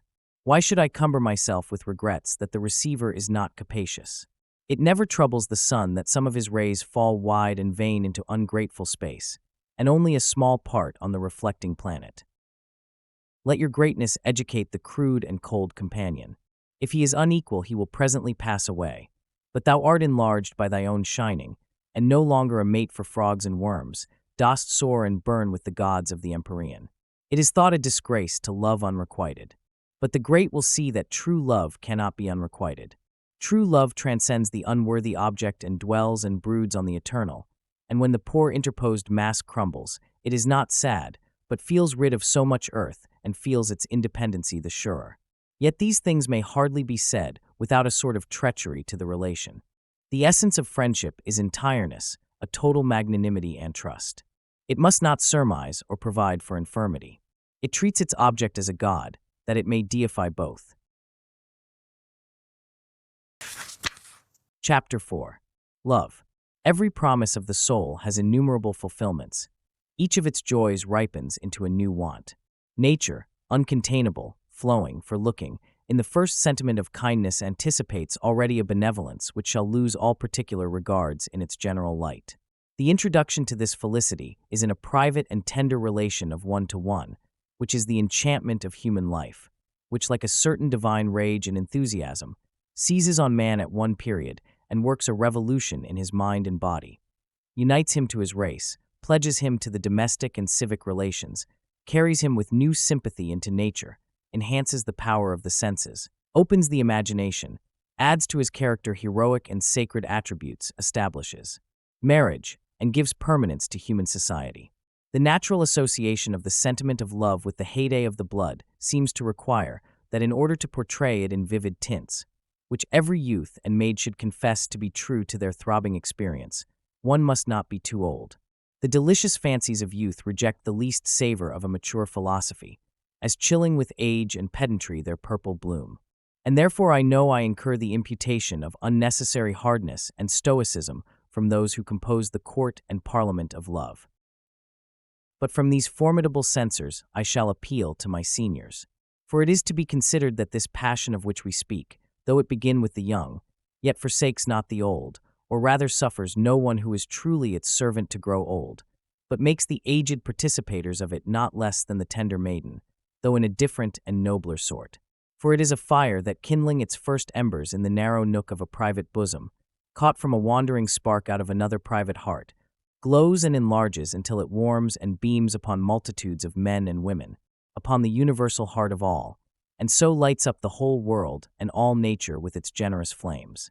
It matters not, therefore, whether we attempt to describe the passion at 20, at 30, or at 80 years. He who paints it at the first period will lose some of its later, he who paints it at the last, some of its earlier traits. Only it is to be hoped that by patience and the Muse's aid we may attain to that inward view of the law which shall describe a truth ever young and beautiful, so central that it shall commend itself to the eye, at whatever angle beholden. And the first condition is that we must leave a too close and lingering adherence to facts, and study the sentiment as it appeared in hope and not in history. For each man sees his own life defaced and disfigured, as the life of man is not, to his imagination. Each man sees over his own experience a certain stain of error, whilst that of other men looks fair and ideal. Let any man go back to those delicious relations which make the beauty of his life, which have given him sincerest instruction and nourishment, he will shrink and moan. Alas! I know not why, but infinite compunctions embitter in mature life the remembrances of budding joy and cover every beloved name. Everything is beautiful seen from the point of the intellect, or as truth. But all is sour, if seen as experience. Details are melancholy, the plan is seemly and noble. In the actual world, the painful kingdom of time and place dwell care, and canker and fear. With thought, with the ideal, is immortal hilarity, the rose of joy. Round it all the Muses sing. But grief cleaves to names and persons, and the partial interests of today and yesterday. The strong bent of nature is seen in the proportion which this topic of personal relations usurps in the conversation of society. What do we wish to know of any worthy person so much as how he has sped in the history of this sentiment? What books in the circulating libraries circulate? How we glow over these novels of passion, when the story is told with any spark of truth and nature? And what fastens attention in the intercourse of life, like any passage betraying affection between two parties? Perhaps we never saw them before, and never shall meet them again. But we see them exchange a glance, or betray a deep emotion, and we are no longer strangers. We understand them, and take the warmest interest in the development of the romance. All mankind love a lover. The earliest demonstrations of complacency and kindness are nature's most winning pictures. It is the dawn of civility and grace in the coarse and rustic. The rude village boy teases the girls about the schoolhouse door. But today he comes running into the entry and meets one fair child disposing her satchel. He holds her books to help her, and instantly it seems to him as if she removed herself from him infinitely and was a sacred precinct. Among the throng of girls he runs rudely enough, but one alone distances him, and these two little neighbors that were so close just now have learned to respect each other's personality. Or who can avert his eyes from the engaging, half-artful, half-artless ways of schoolgirls who go into the country shops to buy a skein of silk or a sheet of paper, and talk half an hour about nothing with the broad-faced, good-natured shop-boy. In the village they are on a perfect equality, which love delights in, and without any coquetry the happy, affectionate nature of woman flows out in this pretty gossip. The girls may have little beauty, yet plainly do they establish between them and the good boy the most agreeable, confiding relations, what with their fun and their earnest, about Edgar and Jonas and Almira, and who was invited to the party, and who danced at the dancing school, and when the singing school would begin, and other nothings concerning which the parties cooed. By and by that boy wants a wife, and very truly and heartily will he know where to find a sincere and sweet mate, without any risk such as Milton deplores as incident to scholars and great men. I have been told that in some public discourses of mine my reverence for the intellect has made me unjustly cold to the personal relations. But now I almost shrink at the remembrance of such disparaging words. For persons are love's world, and the coldest philosopher cannot recount the dead of the young soul wandering here in nature to the power of love, without being tempted to unsay, as treasonable to nature, ought derogatory to the social instincts. For though the celestial rapture falling out of heaven seizes only upon those of tender age, and although a beauty overpowering all analysis or comparison, and putting us quite beside ourselves we can seldom see after 30 years, yet the remembrance of these visions outlasts all other remembrances, and is a wreath of flowers on the oldest brows.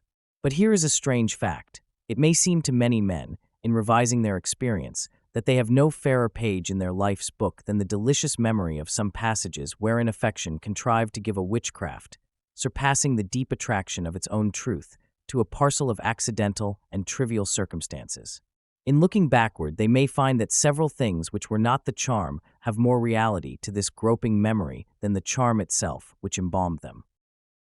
But be our experience in particulars what it may, no man ever forgot the visitations of that power to his heart and brain, which created all things anew, which was the dawn in him of music, poetry, and art, which made the face of nature radiant with purple light, the morning and the night varied enchantments, when a single tone of one voice could make the heart bound, and the most trivial circumstance associated with one form is put in the amber of memory, when he became all eye when one was present, and all memory when one was gone. When the youth becomes a watcher of windows and studious of a glove, a veil, a ribbon, or the wheels of a carriage, when no place is too solitary and none too silent, for him who has richer company and sweeter conversation in his new thoughts than any old friends, though best and purest, can give him, for the figures, the motions, the words of the beloved object are not like other images written in water, but, as Plutarch said, enameled in fire, and make the study of midnight. Thou art not gone being gone, where thou art, thou leaves in him thy watchful eyes, in him thy loving heart. In the noon and the afternoon of life we still throb at the recollection of days when happiness was not happy enough, but must be drugged with the relish of pain and fear. For he touched the secret of the matter who said of love, all other pleasures are not worth its pains. And when the day was not long enough, but the night too must be consumed in keen recollections. When the head boiled all night on the pillow with the generous deed it resolved on, when the moonlight was a pleasing fever and the stars were letters and the flowers ciphers and the air was coined into song, when all business seemed an impertinence and all the men and women running to and fro in the streets mere pictures. The passion rebuilds the world for the youth. It makes all things alive and significant. Nature grows conscious. Every bird on the boughs of the tree sings now to his heart and soul. The notes are almost articulate. The clouds have faces as he looks on them. The trees of the forest, the waving grass, and the peeping flowers have grown intelligent, and he almost fears to trust them with the secret which they seem to invite. Yet nature soothes and sympathizes. In the green solitude he finds a dearer home than with men. Fountainheads and pathless groves, places which pale passion loves, moonlight walks, when all the fowls are safely housed, save bats and owls, a midnight bell, a passing groan. These are the sounds we feed upon. Behold there in the wood the fine madman. He is a palace of sweet sounds and sights. He dilates. He is twice a man. He walks with arms akimbo. He soliloquizes. He accosts the grass and the trees. He feels the blood of the violet, the clover and the lily in his veins, and he talks with the brook that wets his foot. The heats that have opened his perceptions of natural beauty have made him love music and verse. It is a fact often observed that men have written good verses under the inspiration of passion, who cannot write well under any other circumstances. The like force has the passion over all his nature. It expands the sentiment. It makes the clown gentle and gives the coward heart. Into the most pitiful and abject it will infuse a heart and courage to defy the world, so only it have the countenance of the beloved object. In giving him to another, it still more gives him to himself. He is a new man, with new perceptions, new and keener purposes, and a religious solemnity of character and aims. He does not longer appertain to his family and society. He is somewhat. He is a person. He is a soul. And here let us examine a little nearer the nature of that influence which is thus potent over the human youth. Beauty, whose revelation to man we now celebrate, welcome as the sun wherever it pleases to shine, which pleases everybody with it and with themselves, seems sufficient to itself. The lover cannot paint his maiden to his fancy poor and solitary. Like a tree in flower, so much soft budding, informing loveliness is society for itself, and she teaches his eye why beauty was pictured with loves and graces attending her steps. Her existence makes the world rich. Though she extrudes all other persons from his attention as cheap and unworthy, she indemnifies him by carrying out her own being into somewhat impersonal, large, mundane, so that the maiden stands to him for a representative of all select things and virtues. For that reason the lover never sees personal resemblances in his mistress to her kindred or to others. His friends find in her a likeness to her mother, or her sisters, or to persons not of her blood. The lover sees no resemblance except to summer evenings and diamond mornings, to rainbows and the song of birds. The ancients called beauty the flowering of virtue. Who can analyze the nameless charm which glances from one and another face and form? We are touched with emotions of tenderness and complacency, but we cannot find whereat this dainty emotion, this wandering gleam, points. It is destroyed for the imagination by any attempt to refer it to organization. Nor does it point to any relations of friendship or love known and described in society, but as it seems to me, to a quite other and unattainable sphere, to relations of transcendent delicacy and sweetness, to what roses and violets hint and foreshow. We cannot approach beauty. Its nature is like opaline dove's neck lustres, hovering and evanescent. Herein it resembles the most excellent things, which all have this rainbow character, defying all attempts at appropriation and use. What else did Jean-Paul Richter signify when he said to music, "Away, away, thou speakest to me of things which in all my endless life I have not found, and shall not find." The same fluency may be observed in every work of the plastic arts. The statue is then beautiful when it begins to be incomprehensible, when it is passing out of criticism and can no longer be defined by compass and measuring wand, but demands an active imagination to go with it and to say what it is in the act of doing.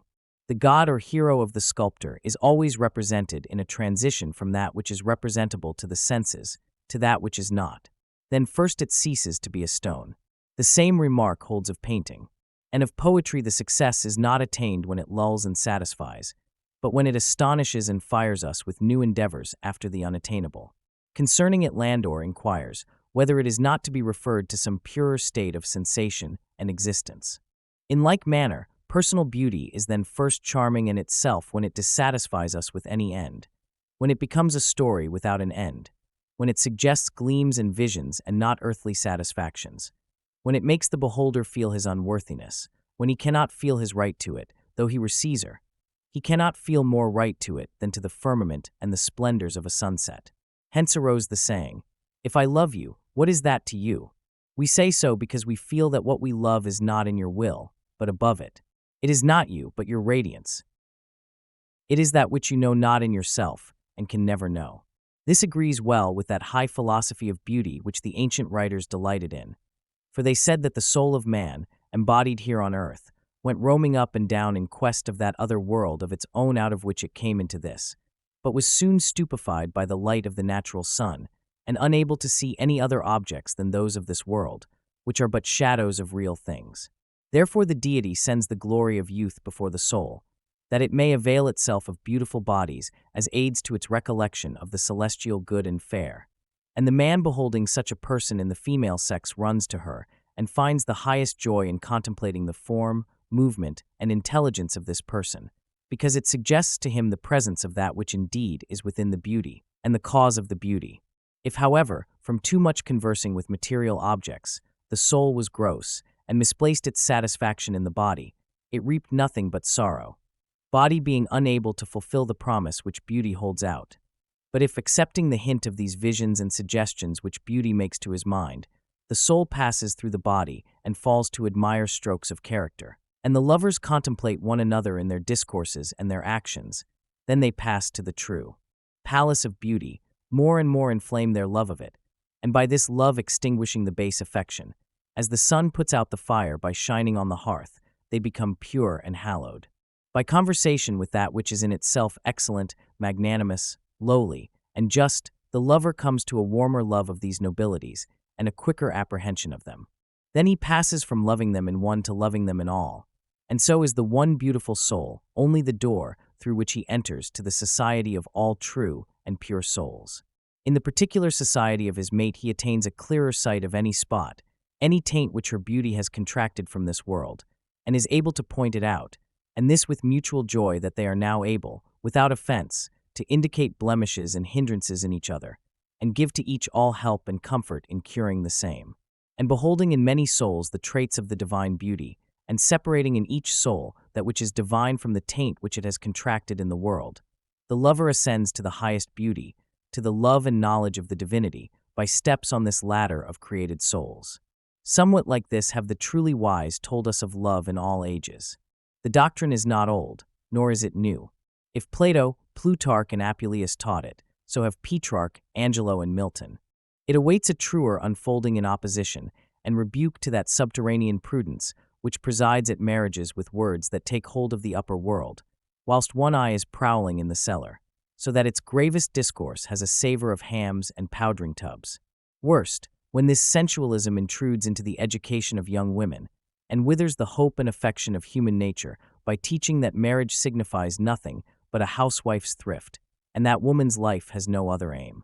But this dream of love, though beautiful, is only one scene in our play. In the procession of the soul from within outward, it enlarges its circles ever, like the pebble thrown into the pond, or the light proceeding from an orb. The rays of the soul alight first on things nearest, on every utensil and toy, on nurses and domestics, on the house and yard and passengers, on the circle of household acquaintance, on politics and geography and history. But things are ever grouping themselves according to higher or more interior laws. Neighborhood, size, numbers, habits, persons lose by degrees their power over us. Cause and effect, real affinities, the longing for harmony between the soul and the circumstance, the progressive, idealizing instinct predominate later, and the step backward from the higher to the lower relations is impossible.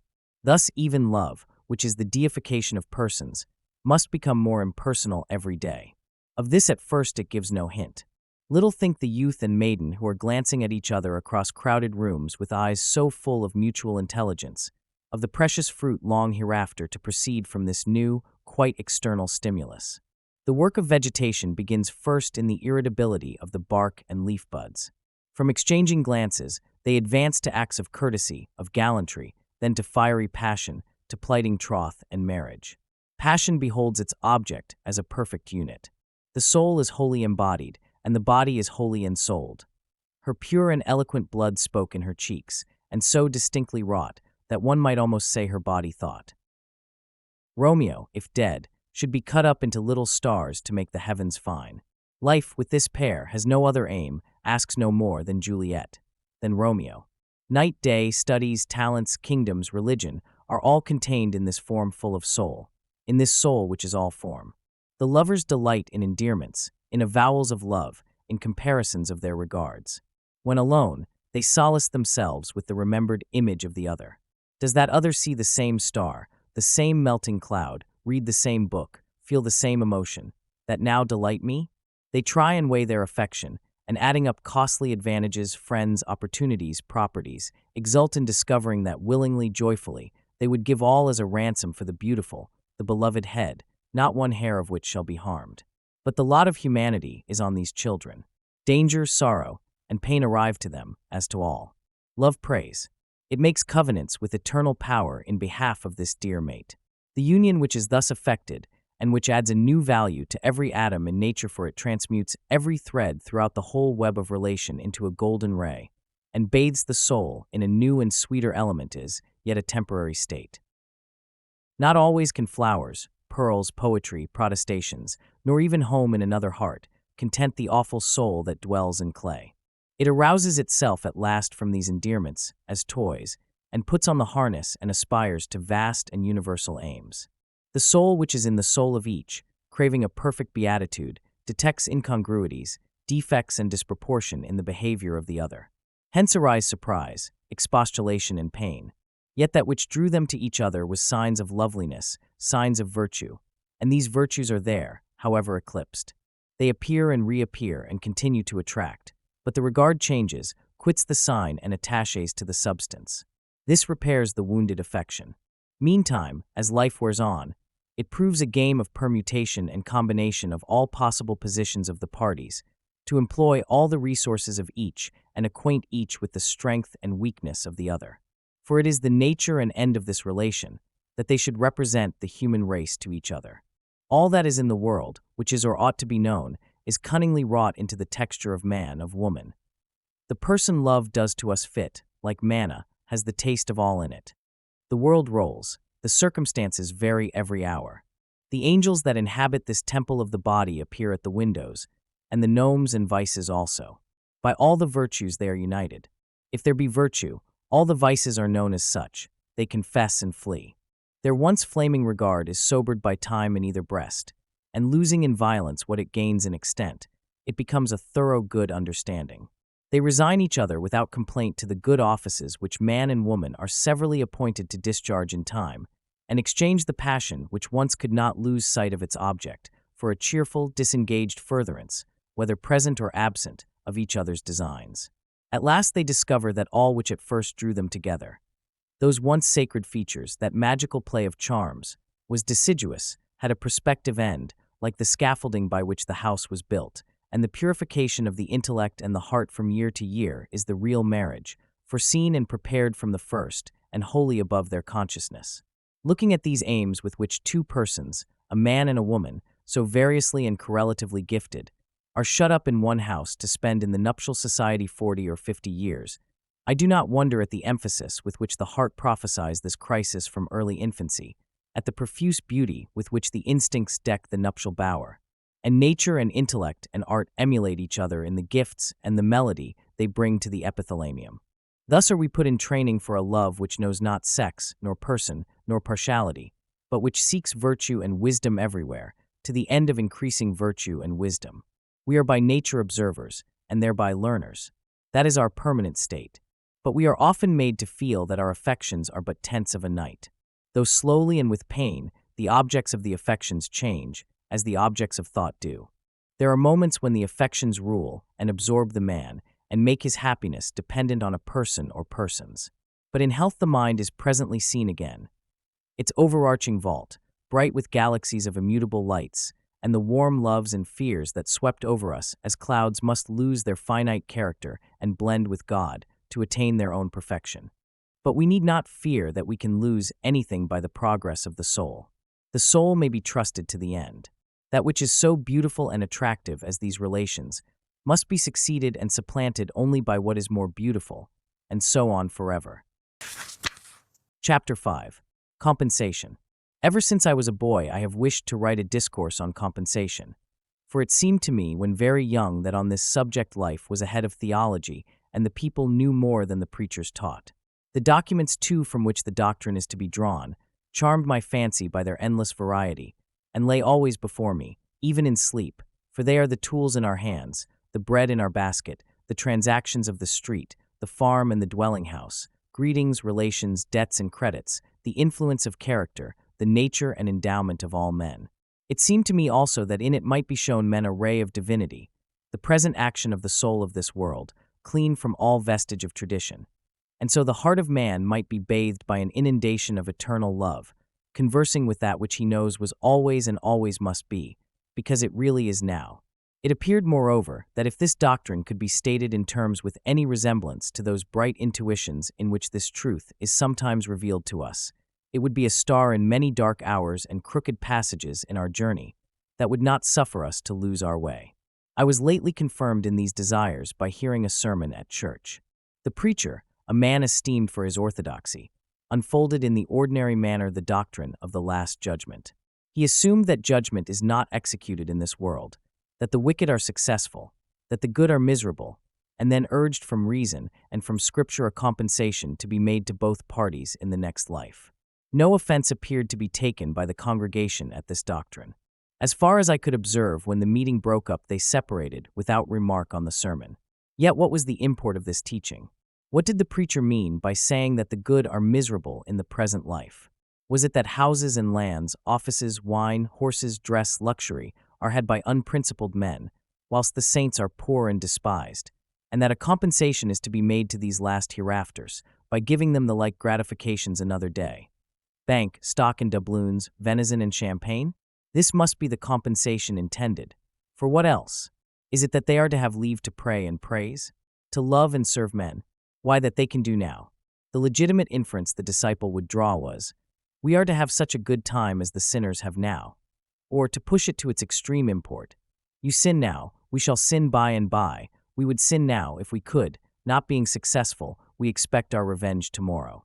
The fallacy lay in the immense concession that the bad are successful, that justice is not done now. The blindness of the preacher consisted in deferring to the base estimate of the market of what constitutes a manly success, instead of confronting and convicting the world from the truth, announcing the presence of the soul, the omnipotence of the will, and so establishing the standard of good and ill, of success and falsehood. I find a similar base tone in the popular religious works of the day, and the same doctrines assumed by the literary men when occasionally they treat the related topics.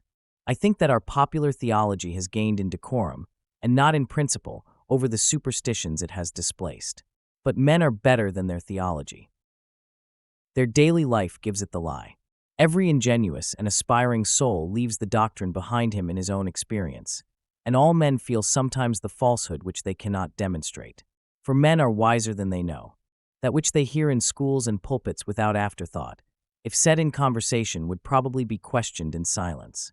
If a man dogmatize in a mixed company on providence and the divine laws, he is answered by a silence which conveys well enough to an observer the dissatisfaction of the hearer, but his incapacity to make his own statement.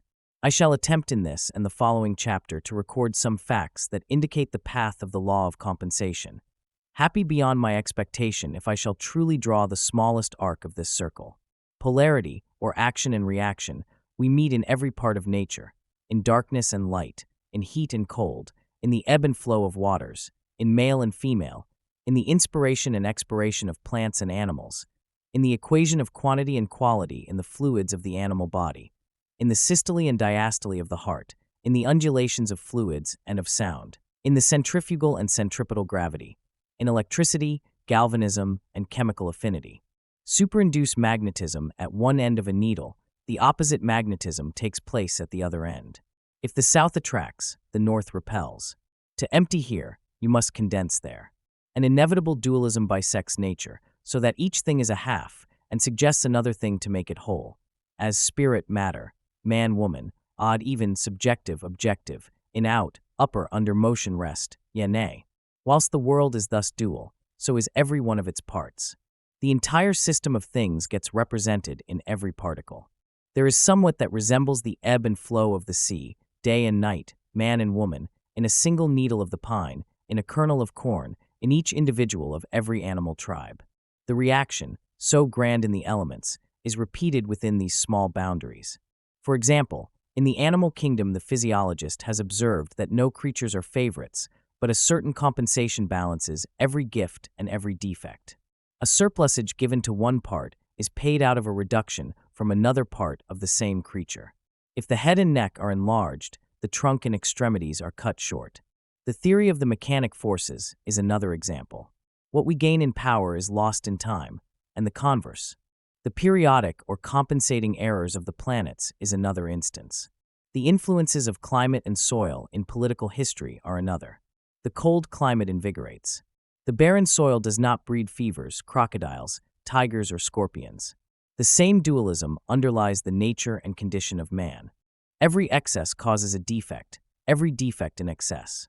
Every sweet hath its sour, every evil its good. Every faculty, which is a receiver of pleasure, has an equal penalty put on its abuse. It is to answer for its moderation with its life. For every grain of wit there is a grain of folly. For everything you have missed, you have gained something else, and for everything you gain, you lose something. If riches increase, they are increased that use them. If the gatherer gathers too much, nature takes out of the man what she puts into his chest, swells the estate, but kills the owner. Nature hates monopolies and exceptions. The waves of the sea do not more speedily seek a level from their loftiest tossing than the varieties of condition tend to equalize themselves. There is always some leveling circumstance that puts down the overbearing, the strong, the rich, the fortunate, substantially on the same ground with all others. Is a man too strong and fierce for society, and by temper and position a bad citizen? A morose ruffian, with a dash of the pirate in him? Nature sends him a troop of pretty sons and daughters who are getting along in the dame's classes at the village school, and love and fear for them smooths his grim scowl to courtesy. Thus she contrives to intenerate the granite and felspar, takes the boar out and puts the lamb in, and keeps her balance true. The farmer imagines power and place are fine things. But the president has paid dear for his White House. It has commonly cost him all his peace, and the best of his manly attributes. To preserve for a short time so conspicuous an appearance before the world, he is content to eat dust before the real masters who stand erect behind the throne. Or, do men desire the more substantial and permanent grandeur of genius? Neither has this an immunity. He who by force of will or of thought is great and overlooks thousands, has the charges of that eminence. With every influx of light comes new danger. Has he light? He must bear witness to the light, and always outrun that sympathy which gives him such keen satisfaction, by his fidelity to new revelations of the incessant soul. He must hate father and mother, wife and child. Has he all that the world loves and admires and covets? He must cast behind him their admiration, and afflict them by faithfulness to his truth, and become a byword, and a hissing this law writes the laws of cities and nations. It is in vain to build or plot or combine against it. Things refuse to be mismanaged long. Residential nolunt geo male administrari. Though no checks to a new evil appear, the checks exist, and will appear. If the government is cruel, the governor's life is not safe. If you tax too high, the revenue will yield nothing.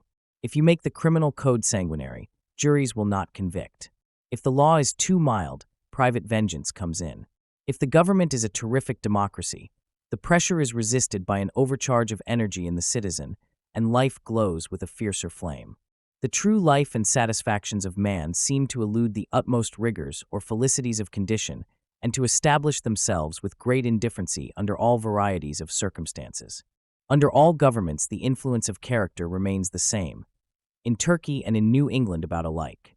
Under the primeval despots of Egypt, history honestly confesses that man must have been as free as culture could make him.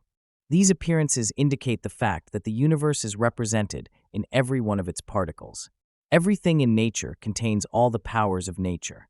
Everything is made of one hidden stuff. As the naturalist sees one type under every metamorphosis, and regards a horse as a running man, a fish as a swimming man, a bird as a flying man, a tree as a rooted man.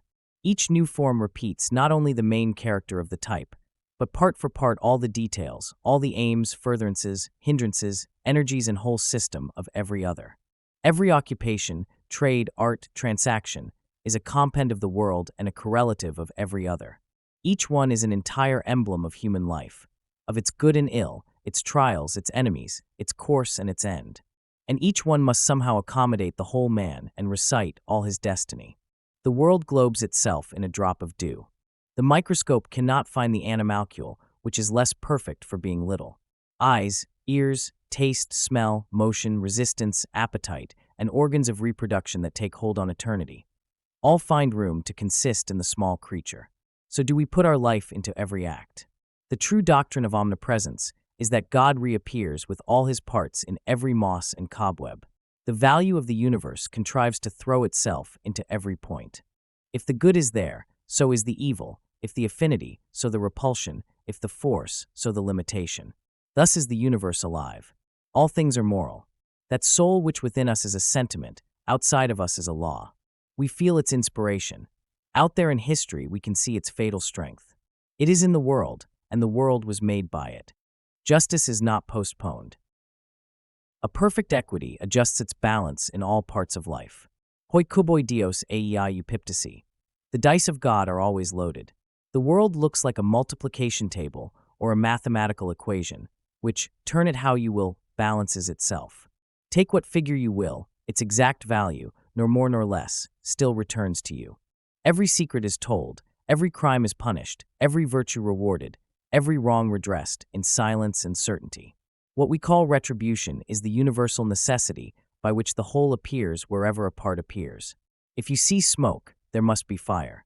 If you see a hand or a limb, you know that the trunk to which it belongs is there behind.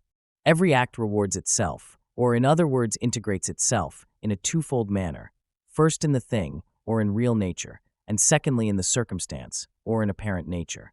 Men call the circumstance the retribution. The causal retribution is in the thing and is seen by the soul. The retribution in the circumstance is seen by the understanding. It is inseparable from the thing, but is often spread over a long time, and so does not become distinct until after many years. The specific stripes may follow late after the offense, but they follow because they accompany it. Crime and punishment grow out of one stem. Punishment is a fruit that unsuspected ripens within the flower of the pleasure which concealed it. Cause and effect, means and ends, seed and fruit, cannot be severed, for the effect already blooms in the cause, the end pre-exists in the means, the fruit in the seed. Whilst thus the world will be whole and refuses to be dispart, we seek to act partially, to sunder, to appropriate. For example, to gratify the senses we sever the pleasure of the senses from the needs of the character. The ingenuity of man has always been dedicated to the solution of one problem: how to detach the sensual sweet, the sensual strong, the sensual bright, etc., from the moral sweet, the moral deep, the moral fair. That is, again, to contrive to cut clean off this upper surface so thin as to leave it bottomless, to get a one end without an other end. The soul says, eat, the body would feast. The soul says, the man and woman shall be one flesh and one soul. The body would join the flesh only. The soul says, have dominion over all things to the ends of virtue. The body would have the power over things to its own ends. The soul strives amain to live and work through all things. It would be the only fact. All things shall be added unto it: power, pleasure, knowledge, beauty. The particular man aims to be somebody, to set up for himself, to truck and higgle for a private good, and in particulars, to ride that he may ride, to dress that he may be dressed, to eat that he may eat, and to govern that he may be seen. Men seek to be great. They would have offices, wealth, power, and fame. They think that to be great is to possess one side of nature, the sweet, without the other side, the bitter. This dividing and detaching is steadily counteracted. Up to this day, it must be owned, no projector has had the smallest success. The parted water reunites behind our hand. Pleasure is taken out of pleasant things, profit out of profitable things, power out of strong things. As soon as we seek to separate them from the whole, we can no more have things and get the sensual good by itself than we can get an inside that shall have no outside, or a light without a shadow. Drive out nature with a fork, she comes running back. Life invests itself with inevitable conditions, which the unwise seek to dodge, which one and another brags that he does not know, that they do not touch him. But the brag is on his lips, the conditions are in his soul. If he escapes them in one part, they attack him in another more vital part. If he has escaped them in form and in the appearance, it is because he has resisted his life and fled from himself, and the retribution is so much death. So signal is the failure of all attempts to make this separation of the good from the tax, that the experiment would not be tried, since to try it is to be mad. But for the circumstance that when the disease began in the will, of rebellion and separation, the intellect is at once infected, so that the man ceases to see God whole in each object, but is able to see the sensual allurement of an object and not see the sensual hurt. He sees the mermaid's head, but not the dragon's tail, and thinks he can cut off that which he would have from that which he would not have. How secret art thou who dwellest in the highest heavens in silence, O thou only great God, sprinkling with an unwearied providence certain penal blindnesses upon such as have unbridled desires. 1 St. Augustine, Confessions B. I. The human soul is true to these facts in the painting of fable, of history, of law, of proverbs, of conversation. It finds a tongue in literature unawares. Thus the Greeks called Jupiter supreme mind, but having traditionally ascribed to him many base actions, they involuntarily made amends to reason by tying up the hands of so bad a god. He is made as helpless as a king of England. Prometheus knows one secret which Jove must bargain for, Minerva another. He cannot get his own thunders, Minerva keeps the key of them. Of all the gods, I only know the keys that ope the solid doors within whose vaults his thunders sleep. A plain confession of the inworking of the all and of its moral aim. The Indian mythology ends in the same ethics, and it would seem impossible for any fable to be invented and get any currency which was not moral. Aurora forgot to ask youth for her lover, and though Tithonus is immortal, he is old. Achilles is not quite invulnerable. The sacred waters did not wash the heel by which Thetis held him. Siegfried, in the Nibelungen, is not quite immortal, for a leaf fell on his back whilst he was bathing in the dragon's blood, and that spot which it covered is mortal. And so it must be. There is a crack in everything God has made. It would seem there is always this vindictive circumstance stealing in at unawares, even into the wild poesy in which the human fancy attempted to make bold holiday and to shake itself free of the old laws. This backstroke, this kick of the gun, certifying that the law is fatal, that in nature nothing can be given, all things are sold. This is that ancient doctrine of Nemesis, who keeps watch in the universe and lets no offense go unchastised. The Furies, they said, are attendants on justice, and if the sun in heaven should transgress his path, they would punish him.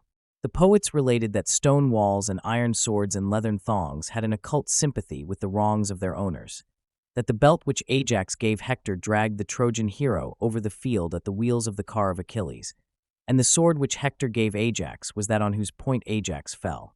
They recorded that when the Thasians erected a statue to Theagenes, a victor in the games, one of his rivals went to it by night and endeavored to throw it down by repeated blows, until at last he moved it from its pedestal and was crushed to death beneath its fall. This voice of fable has in it somewhat divine. It came from thought above the will of the writer. That is the best part of each writer which has nothing private in it, that which he does not know, that which flowed out of his constitution and not from his too active invention, that which in the study of a single artist you might not easily find, but in the study of many you would abstract as the spirit of them all. Phidias it is not, but the work of man in that early Hellenic world that I would know. The name and circumstance of Phidias, however convenient for history, embarrass when we come to the highest criticism. We are to see that which man was tending to do in a given period and was hindered, or if you will, modified in doing, by the interfering volitions of Phidias, of Dante, of Shakespeare, the organ whereby man at the moment wrought. Still more striking is the expression of this fact in the proverbs of all nations, which are always the literature of reason, or the statements of an absolute truth without qualification. Proverbs, like the sacred books of each nation, are the sanctuary of the intuitions. That which the droning world, chained to appearances, will not allow the realist to say in his own words, it will suffer him to say in Proverbs without contradiction. And this law of laws, which the pulpit, the Senate, and the college deny, is hourly preached in all markets and workshops by flights of proverbs, whose teaching is as true and as omnipresent as that of birds and flies. All things are double, one against another. Tit for tat, an eye for an eye, a tooth for a tooth, blood for blood, measure for measure, love for love. Give, and it shall be given you. He that watereth shall be watered himself. What will you have? Quoth God, pay for it and take it. Nothing venture, nothing have. Thou shalt be paid exactly for what thou hast done, no more, no less. Who doth not work shall not eat. Harm watch, harm catch. Curses always recoil on the head of him who imprecates them. If you put a chain around the neck of a slave, the other end fastens itself around your own. Bad counsel confounds the adviser. The devil is an ass. It is thus written, because it is thus in life. Our action is overmastered and characterized above our will by the law of nature.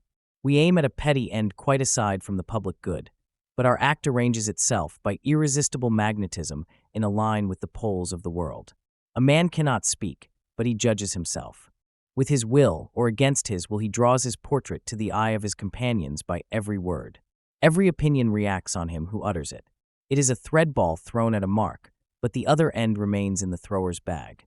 Or rather, it is a harpoon hurled at the whale, unwinding, as it flies, a coil of cord in the boat, and if the harpoon is not good or not well thrown, it will go nigh to cut the steersman in twain, or to sink the boat. You cannot do wrong without suffering wrong. No man had ever a point of pride that was not injurious to him, said Burke.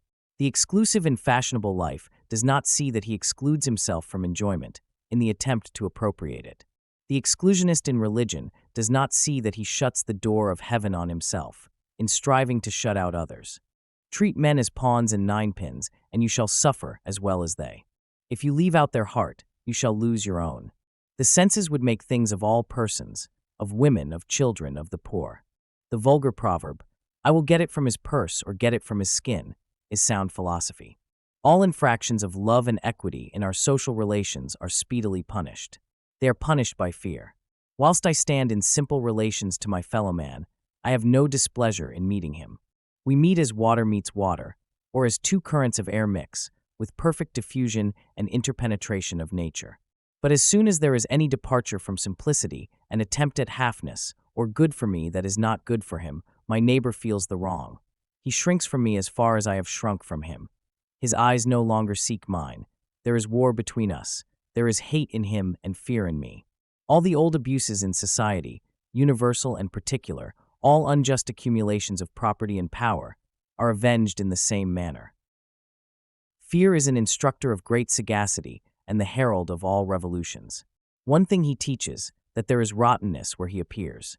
He is a carrion crow, and though you see not well what he hovers for, there is death somewhere.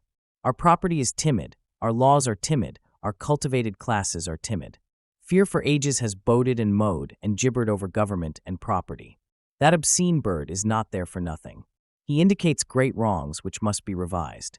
Of the like nature is that expectation of change which instantly follows the suspension of our voluntary activity.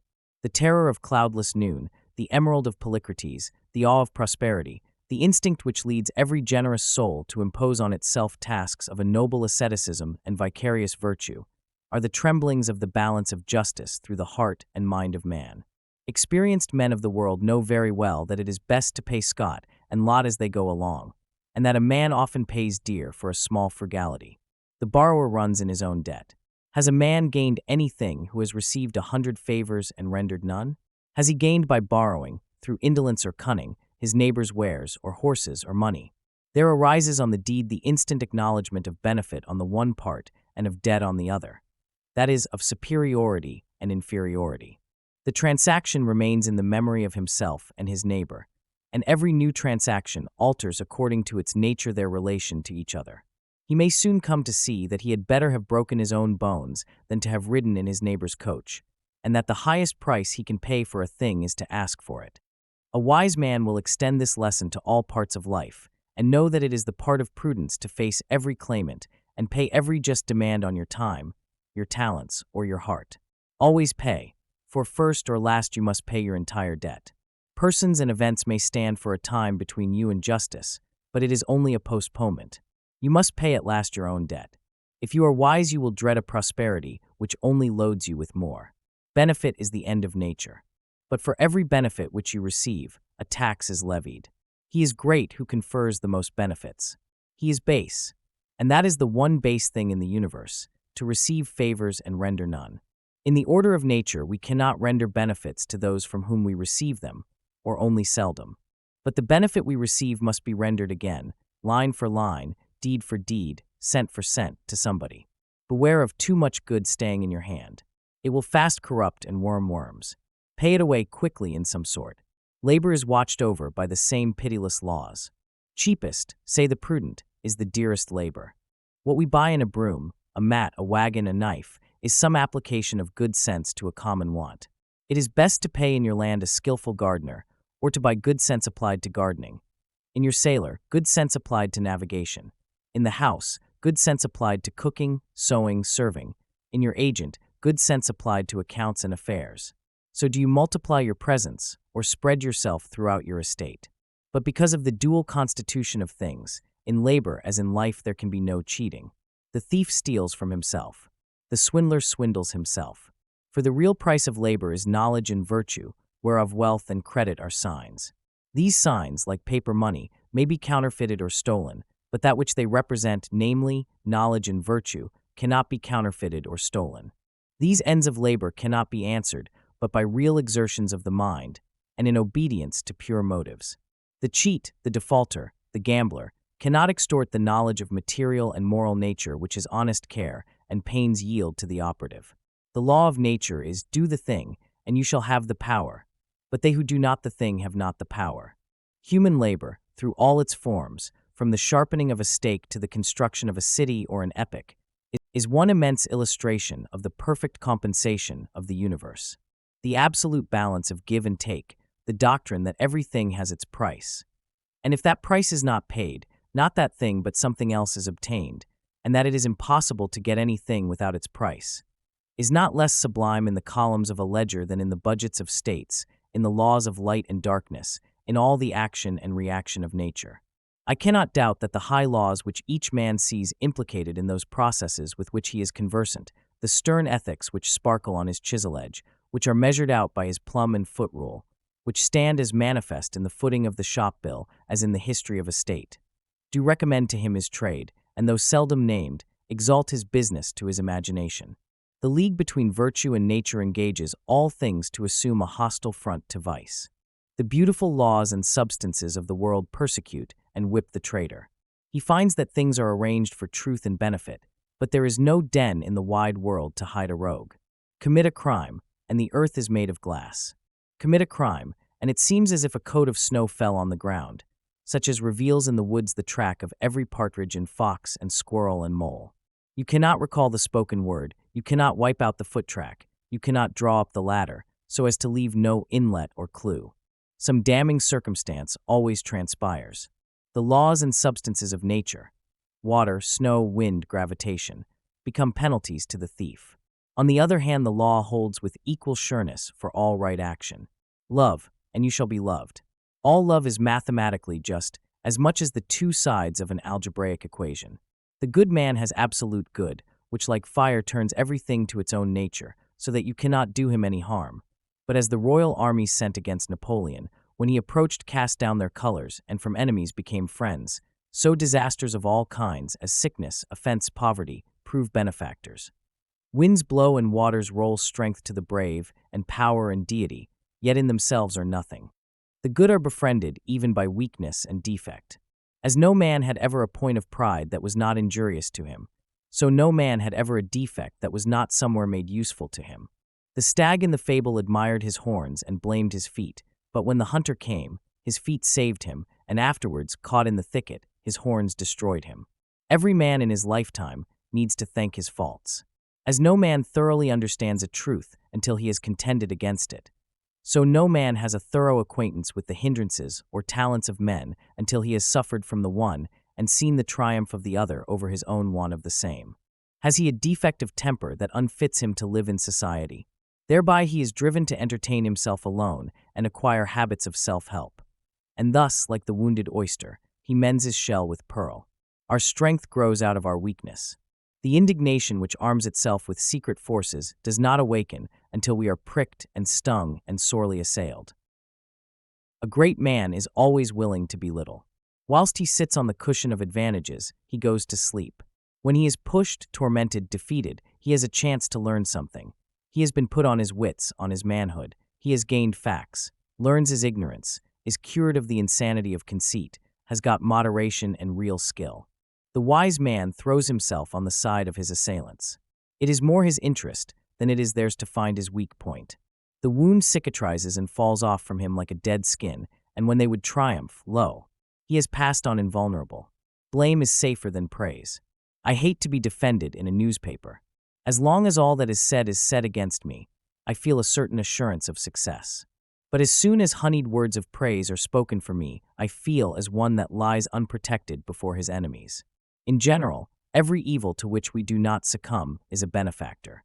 As the Sandwich Islander believes that the strength and valor of the enemy he kills passes into himself, so we gain the strength of the temptation we resist.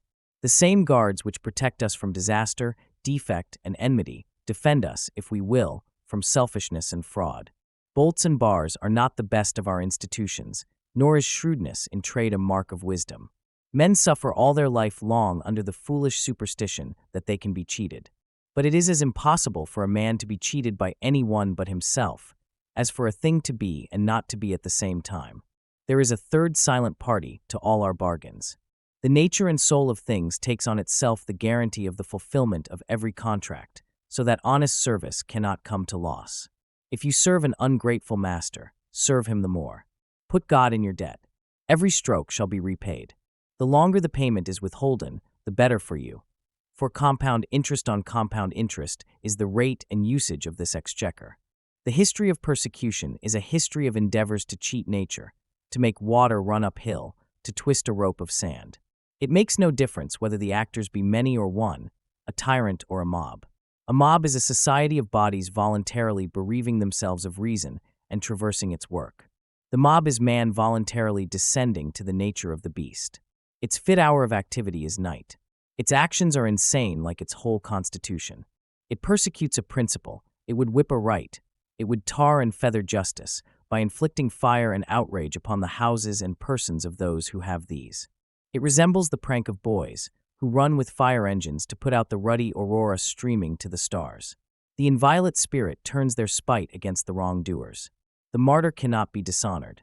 Every lash inflicted is a tongue of fame, every prison a more illustrious abode. Every burned book or house enlightens the world. Every suppressed or expunged word reverberates through the earth from side to side. Hours of sanity and consideration are always arriving to communities, as to individuals, when the truth is seen and the martyrs are justified.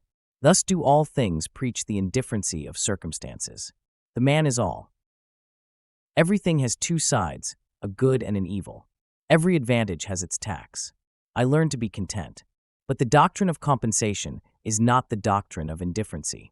The thoughtless say, on hearing these representations, "What boots it to do well? There is one event to good and evil. If I gain any good, I must pay for it. If I lose any good, I gain some other. All actions are indifferent." There is a deeper fact in the soul than compensation, to wit, its own nature. The soul is not a compensation, but a life. The soul is. Under all this running sea of circumstance, whose waters ebb and flow with perfect balance, lies the aboriginal abyss of real being. Essence, or God, is not a relation or a part, but the whole. Being is the vast affirmative, excluding negation, self-balanced, and swallowing up all relations, parts and times within itself. Nature, truth, virtue are the influx from thence. Vice is the absence or departure of the same. Nothing, falsehood, may indeed stand as the great night or shade on which as a background the living universe paints itself forth, but no fact is begotten by it. It cannot work, for it is not. It cannot work any good. It cannot work any harm. It is harm inasmuch as it is worse not to be than to be. We feel defrauded of the retribution due to evil acts, because the criminal adheres to his vice and contumacy and does not come to a crisis or judgment anywhere in visible nature. There is no stunning confutation of his nonsense before men and angels. Has he therefore outwitted the law?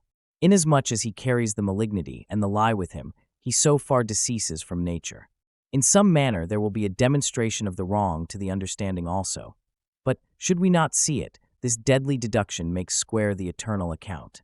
Neither can it be said, on the other hand, that the gain of rectitude must be bought by any loss. There is no penalty to virtue, no penalty to wisdom. They are proper additions of being.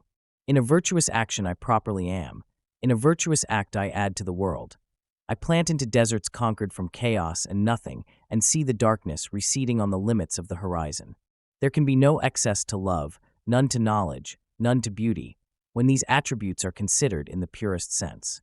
The soul refuses limits, and always affirms an optimism, never a pessimism. His life is a progress, and not a station. His instinct is trust. Our instinct uses more and less in application to man of the presence of the soul, and not of its absence. The brave man is greater than the coward.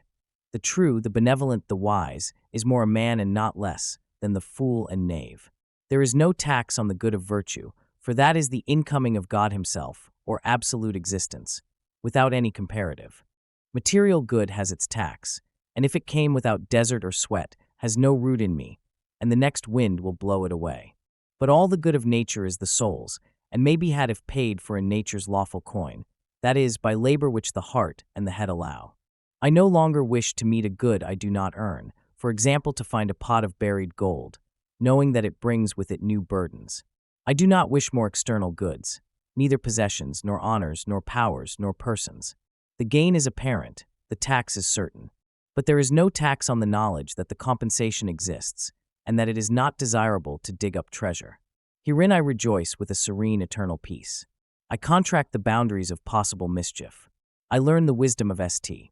Bernard. Nothing can work me damage except myself. The harm that I sustain I carry about with me, and never am a real sufferer but by my own fault. In the nature of the soul is the compensation for the inequalities of condition. The radical tragedy of nature seems to be the distinction of more and less. How can less not feel the pain? How not feel indignation or malevolence towards more? Look at those who have less faculty, and one feels sad and knows not well what to make of it. He almost shuns their eye. He fears they will upbraid God. What should they do? It seems a great injustice.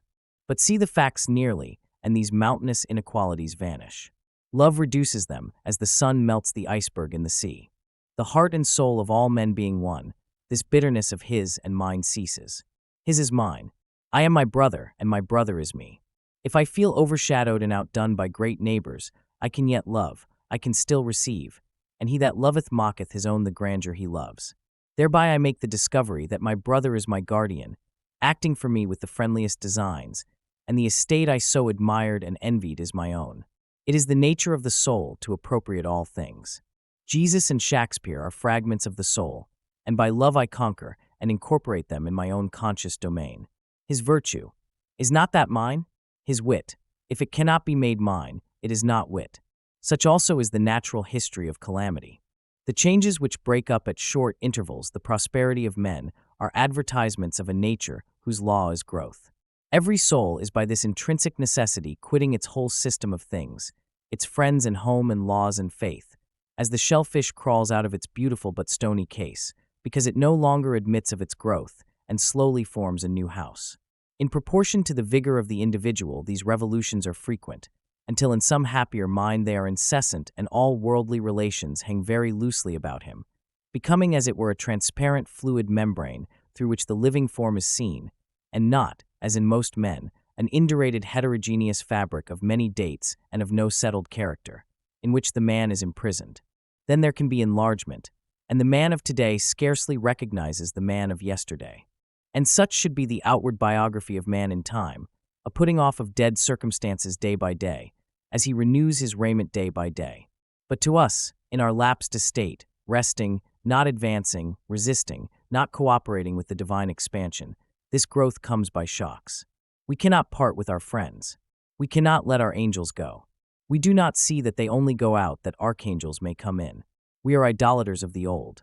We do not believe in the riches of the soul, in its proper eternity and omnipresence.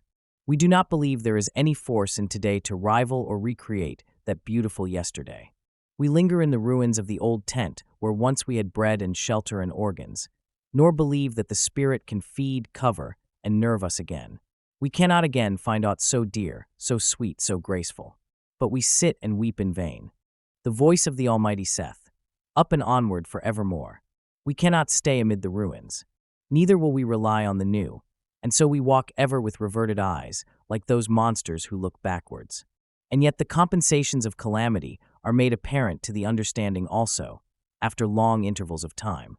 A fever, a mutilation, a cruel disappointment, a loss of wealth, a loss of friends, seems at the moment unpaid loss and unpayable. But the sure years reveal the deep remedial force that underlies all facts. The death of a dear friend, wife, brother, lover, which seemed nothing but privation, somewhat later assumes the aspect of a guide or genius. For it commonly operates revolutions in our way of life, terminates an epoch of infancy or of youth which was waiting to be closed, breaks up a wonted occupation, or a household, or style of living, and allows the formation of new ones more friendly to the growth of character. It permits or constrains the formation of new acquaintances and the reception of new influences that prove of the first importance to the next years. And the man or woman who would have remained a sunny garden flower, with no room for its roots and too much sunshine for its head, by the falling of the walls and the neglect of the gardener is made the banyan of the forest, yielding shade and fruit to wide neighborhoods of men.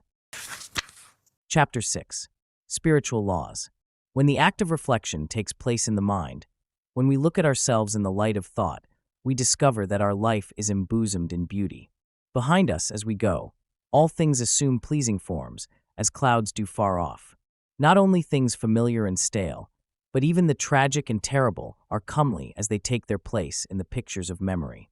The river bank, the weed at the waterside, the old house, the foolish person, however neglected in the passing, have a grace in the past. Even the corpse that has lain in the chambers has added a solemn ornament to the house. The soul will not know either deformity or pain. If in the hours of clear reason we should speak the severest truth, we should say that we had never made a sacrifice. In these hours the mind seems so great that nothing can be taken from us that seems much. All loss, all pain, is particular. The universe remains to the heart unhurt. Neither vexations nor calamities abate our trust. No man ever stated his griefs as lightly as he might. Allow for exaggeration in the most patient and sorely ridden hack that ever was driven. For it is only the finite that is wrought and suffered. The infinite lies stretched in smiling repose. The intellectual life may be kept clean and healthful if man will live the life of nature and not import into his mind difficulties which are none of his. No man need be perplexed in his speculations. Let him do and say what strictly belongs to him, and though very ignorant of books, his nature shall not yield him any intellectual obstructions and doubts. Our young people are diseased with the theological problems of original sin, origin of evil, predestination, and the like. These never presented a practical difficulty to any man, never darkened across any man's road who did not go out of his way to seek them. These are the soul's mumps and measles and whooping coughs, and those who have not caught them cannot describe their health or prescribe the cure. A simple mind will not know these enemies. It is quite another thing that he should be able to give account of his faith and expound to another the theory of his self-union and freedom. This requires rare gifts. Yet without this self-knowledge there may be a sylvan strength and integrity in that which he is. A few strong instincts and a few plain rules suffice us. I will never gave the images in my mind the rank they now take. The regular course of studies, the years of academical and professional education have not yielded me better facts than some idle books under the bench at the Latin school. What we do not call education is more precious than that which we call so. We form no guess, at the time of receiving a thought, of its comparative value. And education often wastes its effort in attempts to thwart and balk this natural magnetism, which is sure to select what belongs to it. In like manner our moral nature is vitiated by any interference of our will. People represent virtue as a struggle, and take to themselves great airs upon their attainments, and the question is everywhere vexed when a noble nature is commended, whether the man is not better who strives with temptation. But there is no merit in the matter. Either God is there or he is not there. We love characters in proportion as they are impulsive and spontaneous. The less a man thinks or knows about his virtues, the better we like him. Timoleon's victories are the best victories, which ran and flowed like Homer's verses, Plutarch said. When we see a soul whose acts are all regal, graceful, and pleasant as roses, we must thank God that such things can be and are, and not turn sourly on the angel and say Crump is a better man with his grunting resistance to all his native devils. Not less conspicuous is the preponderance of nature over will in all practical life. There is less intention in history than we ascribe to it. We impute deep-laid, far-sighted plans to Caesar and Napoleon, but the best of their power was in nature, not in them. Men of an extraordinary success, in their honest moments, have always sung, "Not unto us, not unto us." According to the faith of their times, they have built altars to fortune, or to destiny, or to St. Julian. Their success lay in their parallelism to the course of thought, which found in them an unobstructed channel, and the wonders of which they were the visible conductors seemed to the eye their deed. Did the wires generate the galvanism? It is even true that there was less in them on which they could reflect than in another, as the virtue of a pipe is to be smooth and hollow. That which externally seemed will and immovableness was willingness and self-annihilation. Could Shakespeare give a theory of Shakespeare? Could ever a man of prodigious mathematical genius convey to others any insight into his methods? If he could communicate that secret, it would instantly lose its exaggerated value, blending with the daylight and the vital energy, the power to stand and to go. The lesson is forcibly taught by these observations that our life might be much easier and simpler than we make it, that the world might be a happier place than it is, that there is no need of struggles, convulsions, and despairs, of the wringing of the hands and the gnashing of the teeth, that we miscreate our own evils. We interfere with the optimism of nature. For whenever we get this vantage ground of the past, or of a wiser mind in the present, we are able to discern that we are begirt with laws which execute themselves. The face of external nature teaches the same lesson. Nature will not have us fret and fume. She does not like our benevolence or our learning much better than she likes our frauds and wars. When we come out of the caucus or the bank or the abolition convention or the temperance meeting or the transcendental club into the fields and woods, she says to us, "So hot, my little sir, we are full of mechanical actions. We must needs intermeddle and have things in our own way, until the sacrifices and virtues of society are odious. Love should make joy, but our benevolence is unhappy. Our Sunday schools and churches and pauper societies are yokes to the neck. We pain ourselves to please nobody. There are natural ways of arriving at the same ends at which these aim, but do not arrive. Why should all virtue work in one and the same way? Why should all give dollars? It is very inconvenient to us country folk, and we do not think any good will come of it. We have not dollars, merchants have, let them give them. Farmers will give corn, poets will sing, women will sew, laborers will lend a hand, the children will bring flowers. And why drag this dead weight of a Sunday school over the whole Christendom? It is natural and beautiful that childhood should inquire and maturity should teach, but it is time enough to answer questions when they are asked. Do not shut up the young people against their will in a pew and force the children to ask them questions for an hour against their will. If we look wider, things are all alike. Laws and letters and creeds and modes of living seem a travesty of truth. Our society is encumbered by ponderous machinery, which resembles the endless aqueducts which the Romans built over hill and dale, and which are superseded by the discovery of the law that water rises to the level of its source. It is a Chinese wall which any nimble Tartar can leap over. It is a standing army, not so good as a peace. It is a graduated, titled, richly appointed empire, quite superfluous when town meetings are found to answer just as well. Let us draw a lesson from nature, which always works by short ways. When the fruit is ripe, it falls. When the fruit is dispatched, the leaf falls. The circuit of the waters is mere falling. The walking of man and all animals is a falling forward. All our manual labor and works of strength, as prying, splitting, digging, rowing, and so forth, are done by dint of continual falling, and the globe, earth, moon, comet, sun, star, fall forever and ever. The simplicity of the universe is very different from the simplicity of a machine. He who sees moral nature out and thoroughly knows how knowledge is acquired and character formed, is a pedant.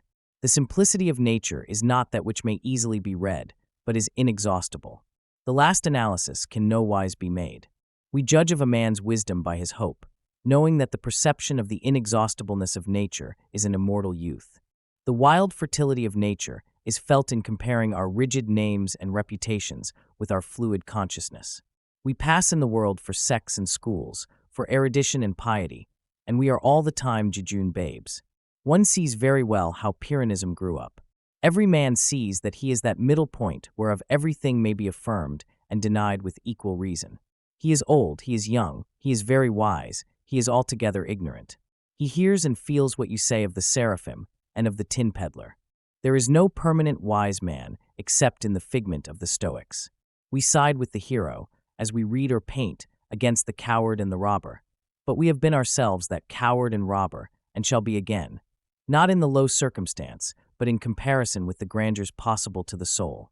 A little consideration of what takes place around us every day would show us that a higher law than that of our will regulates events, that our painful labors are unnecessary and fruitless, that only in our easy, simple, spontaneous action are we strong, and by contenting ourselves with obedience we become divine. Belief and love. A believing love will relieve us of a vast load of care. O my brothers, God exists. There is a soul at the center of nature and over the will of every man, so that none of us can wrong the universe. It has so infused its strong enchantment into nature that we prosper when we accept its advice, and when we struggle to wound its creatures our hands are glued to our sides, or they beat our own breasts. The whole course of things goes to teach us faith. We need only obey. There is guidance for each of us, and by lowly listening we shall hear the right word. Why need you choose so painfully your place and occupation and associates and modes of action and of entertainment? Certainly there is a possible right for you that precludes the need of balance and willful election. For you there is a reality, a fit place and congenial duties. Place yourself in the middle of the stream of power and wisdom which animates all whom it floats, and you are without effort impelled to truth, to right and a perfect contentment. Then you put all gainsayers in the wrong. Then you are the world, the measure of right, of truth, of beauty. If we will not be marplots with our miserable interferences, the work, the society, letters, arts, science, religion of men would go on far better than now, and the heaven predicted from the beginning of the world, and still predicted from the bottom of the heart, would organize itself, as do now the rose and the air and the sun. I say, do not choose, but that is a figure of speech by which I would distinguish what is commonly called choice among men, and which is a partial act, the choice of the hands, of the eyes, of the appetites, and not a whole act of the man. But that which I call right or goodness is the choice of my constitution, and that which I call heaven and inwardly aspire after is the state or circumstance desirable to my constitution, and the action which I in all my years tend to do is the work for my faculties. We must hold a man amenable to reason for the choice of his daily craft or profession. It is not an excuse any longer for his deeds that they are the custom of his trade. What business has he with an evil trade? Has he not a calling in his character? Each man has his own vocation. The talent is the call. There is one direction in which all space is open to him. He has faculties silently inviting him thither to endless exertion. He is like a ship in a river. He runs against obstructions on every side but one. On that side, all obstruction is taken away, and he sweeps serenely over a deepening channel into an infinite sea. This talent and this call depend on his organization, or the mode in which the general soul incarnates itself in him. He inclines to do something which is easy to him and good when it is done, but which no other man can do. He has no rival. For the more truly he consults his own powers, the more difference will his work exhibit from the work of any other. His ambition is exactly proportioned to his powers. The height of the pinnacle is determined by the breadth of the base. Every man has this call of the power to do somewhat unique, and no man has any other call. The pretense that he has another call, a summons by name and personal election and outward signs that mark him extraordinary, and not in the role of common men, is fanaticism, and betrays obtuseness to perceive that there is one mind in all the individuals and no respect of persons therein. By doing his work he makes the need felt which he can supply, and creates the taste by which he is enjoyed. By doing his own work he unfolds himself. It is the vice of our public speaking that it has not abandonment. Somewhere, not only every orator but every man should let out all the length of all the reins, should find or make a frank and hearty expression of what force and meaning is in him. The common experience is that the man fits himself as well as he can to the customary details of that work or trade he falls into, and tends it as a dog turns a spit. Then is he a part of the machine he moves. The man is lost. Until he can manage to communicate himself to others in his full stature and proportion, he does not yet find his vocation. He must find in that an outlet for his character, so that he may justify his work to their eyes. If the labor is mean, let him by his thinking and character make it liberal. Whatever he knows and thinks, whatever in his apprehension is worth doing, that let him communicate, or men will never know and honor him aright. Foolish, whenever you take the meanness and formality of that thing you do, instead of converting it into the obedient spiracle of your character and aims. We like only such actions as have already long had the praise of men, and do not perceive that anything man can do may be divinely done. We think greatness entailed or organized in some places or duties, in certain offices or occasions, and do not see that Paganini can extract rapture from a catgut, and Eulenstein from a Jew's harp, and a nimble-fingered lad out of shreds of paper with his scissors, and Landseer out of swine, and the hero out of the pitiful habitation and company in which he was hidden. What we call obscure condition or vulgar society is that condition and society whose poetry is not yet written, but which you shall presently make as enviable and renowned as any. In our estimates, let us take a lesson from kings. The parts of hospitality, the connection of families, the impressiveness of death, and 1,000 other things, royalty makes its own estimate of, and a royal mind will. To make habitually a new estimate, that is elevation. What a man does, that he has. What has he to do with hope or fear? In himself is his might. Let him regard no good as solid, but that which is in his nature, and which must grow out of him as long as he exists. The goods of fortune may come and go like summer leaves. Let him scatter them on every wind as the momentary signs of his infinite productiveness. He may have his own. A man's genius, the quality that differences him from every other, the susceptibility to one class of influences, the selection of what is fit for him, the rejection of what is unfit, determines for him the character of the universe. A man is a method, a progressive arrangement, a selecting principle, gathering his like to him wherever he goes. He takes only his own out of the multiplicity that sweeps and circles round him. He is like one of those booms which are set out from the shore on rivers to catch driftwood, or like the lodestone amongst splinters of steel. Those facts, words, persons, which dwell in his memory without his being able to say why, remain because they have a relation to him not less real for being as yet unapprehended. They are symbols of value to him, as they can interpret parts of his consciousness which he would vainly seek words for in the conventional images of books and other minds. What attracts my attention shall have it, as I will go to the man who knocks at my door, whilst 1,000 persons as worthy go by it, to whom I give no regard. It is enough that these particulars speak to me. A few anecdotes, a few traits of character, manners, face, a few incidents, have an emphasis in your memory out of all proportion to their apparent significance if you measure them by the ordinary standards. They relate to your gift. Let them have their weight, and do not reject them and cast about for illustration and facts more usual in literature. What your heart thinks great is great. The soul's emphasis is always right. Over all things that are agreeable to his nature and genius, the man has the highest right. Everywhere he may take what belongs to his spiritual estate, nor can he take anything else though all doors were open, nor can all the force of men hinder him from taking so much. It is vain to attempt to keep a secret from one who has a right to know it. It will tell itself. That mood into which a friend can bring us is his dominion over us. To the thoughts of that state of mind, he has a right. All the secrets of that state of mind, he can compel. This is a law which statesmen use in practice. All the terrors of the French Republic, which held Austria in awe, were unable to command her diplomacy. But Napoleon sent to Vienna M. de Narbonne, one of the old noblesse, with the morals, manners, and name of that interest, saying that it was indispensable to send to the old aristocracy of Europe men of the same connection, which in fact constitutes a sort of Freemasonry. M. de Narbonne in less than a fortnight penetrated all the secrets of the imperial cabinet. Nothing seems so easy as to speak and to be understood. Yet a man may come to find that the strongest of defenses and of ties, that he has been understood, and he who has received an opinion may come to find it the most inconvenient of bonds.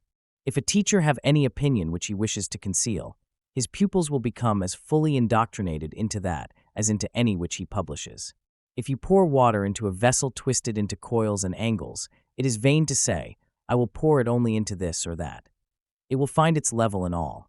Men feel and act the consequences of your doctrine without being able to show how they follow. Show us an arc of the curve, and a good mathematician will find out the whole figure. We are always reasoning from the seen to the unseen. Hence the perfect intelligence that subsists between wise men of remote ages. A man cannot bury his meanings so deep in his book, but time and like-minded men will find them. Plato had a secret doctrine, had he? What secret can he conceal from the eyes of Bacon? Of Montaigne? Of Kant? Therefore, Aristotle said of his works, they are published and not published. No man can learn what he has not preparation for learning, however near to his eyes is the object. A chemist may tell his most precious secrets to a carpenter, and he shall be never the wiser. The secrets he would not utter to a chemist for an estate.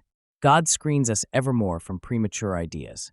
Our eyes are holden that we cannot see things that stare us in the face, until the hour arrives when the mind is ripened. Then we behold them, and the time when we saw them not is like a dream. Not in nature, but in man is all the beauty and worth he sees. The world is very empty, and is indebted to this gilding, exalting soul for all its pride. Earth fills her lap with splendors not her own. The vale of Tempe, Tivoli, and Rome are earth and water, rocks and sky.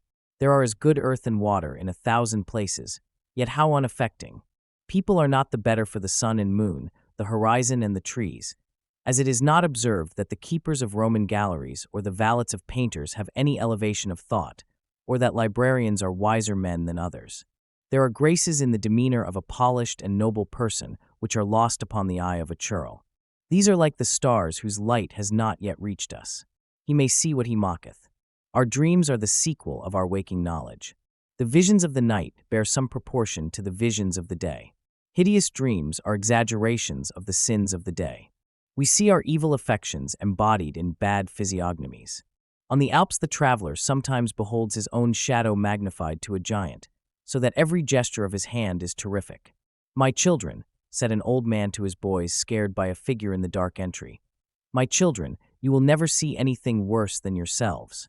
As in dreams, so in the scarcely less fluid events of the world, every man sees himself in colossal, without knowing that it is himself. The good, compared to the evil which he sees, is as his own good to his own evil. Every quality of his mind is magnified in some one acquaintance, and every emotion of his heart in some one.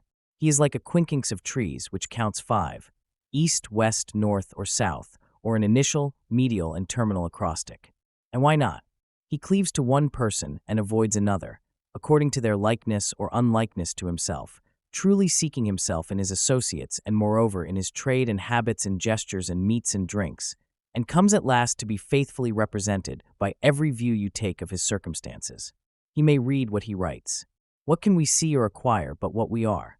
You have observed a skillful man reading Virgil. Well, that author is 1,000 books to 1,000 persons. Take the book into your 2 hands and read your eyes out. You will never find what I find. If any ingenious reader would have a monopoly of the wisdom or delight he gets, he is as secure now the book is Englished, as if it were imprisoned in the Palu's tongue. It is with a good book as it is with good company. Introduce a base person among gentlemen, it is all to no purpose. He is not their fellow. Every society protects itself. The company is perfectly safe, and he is not one of them, though his body is in the room. What avails it to fight with the eternal laws of mind, which adjust the relation of all persons to each other by the mathematical measure of their havings and beings? Gertrude is enamored of Guy. How high, how aristocratic, how Roman his mien and manners. To live with him were life indeed, and no purchase is too great, and heaven and earth are moved to that end. Well, Gertrude has Guy, but what now avails how high, how aristocratic, how Roman his mien and manners, if his heart and aims are in the Senate, in the theater and in the billiard room, and she has no aims, no conversation that can enchant her graceful lord? He shall have his own society. We can love nothing but nature. The most wonderful talents, the most meritorious exertions really avail very little with us, but nearness or likeness of nature. How beautiful is the ease of its victory! Persons approach us, famous for their beauty, for their accomplishments, worthy of all wonder for their charms and gifts. They dedicate their whole skill to the hour and the company, with very imperfect result. To be sure, it would be ungrateful in us not to praise them loudly. Then, when all is done, a person of related mind, a brother or sister by nature, comes to us so softly and easily, so nearly and intimately, as if it were the blood in our proper veins, that we feel as if someone was gone, instead of another having come. We are utterly relieved and refreshed. It is a sort of joyful solitude. We foolishly think in our days of sin that we must court friends by compliance to the customs of society, to its dress, its breeding, and its estimates. But only that soul can be my friend which I encounter on the line of my own march, that soul to which I do not decline, and which does not decline to me, but native of the same celestial latitude, repeats in its own all my experience. The scholar forgets himself and apes the customs and costumes of the man of the world to deserve the smile of beauty, and follows some giddy girl, not yet taught by religious passion to know the noble woman with all that is serene, oracular, and beautiful in her soul. Let him be great, and love shall follow him. Nothing is more deeply punished than the neglect of the affinities by which alone society should be formed, and the insane levity of choosing associates by others' eyes. He may set his own rate. It is a maxim worthy of all acceptation that a man may have that allowance he takes. Take the place and attitude which belong to you, and all men acquiesce. The world must be just. It leaves every man, with profound unconcern, to set his own rate.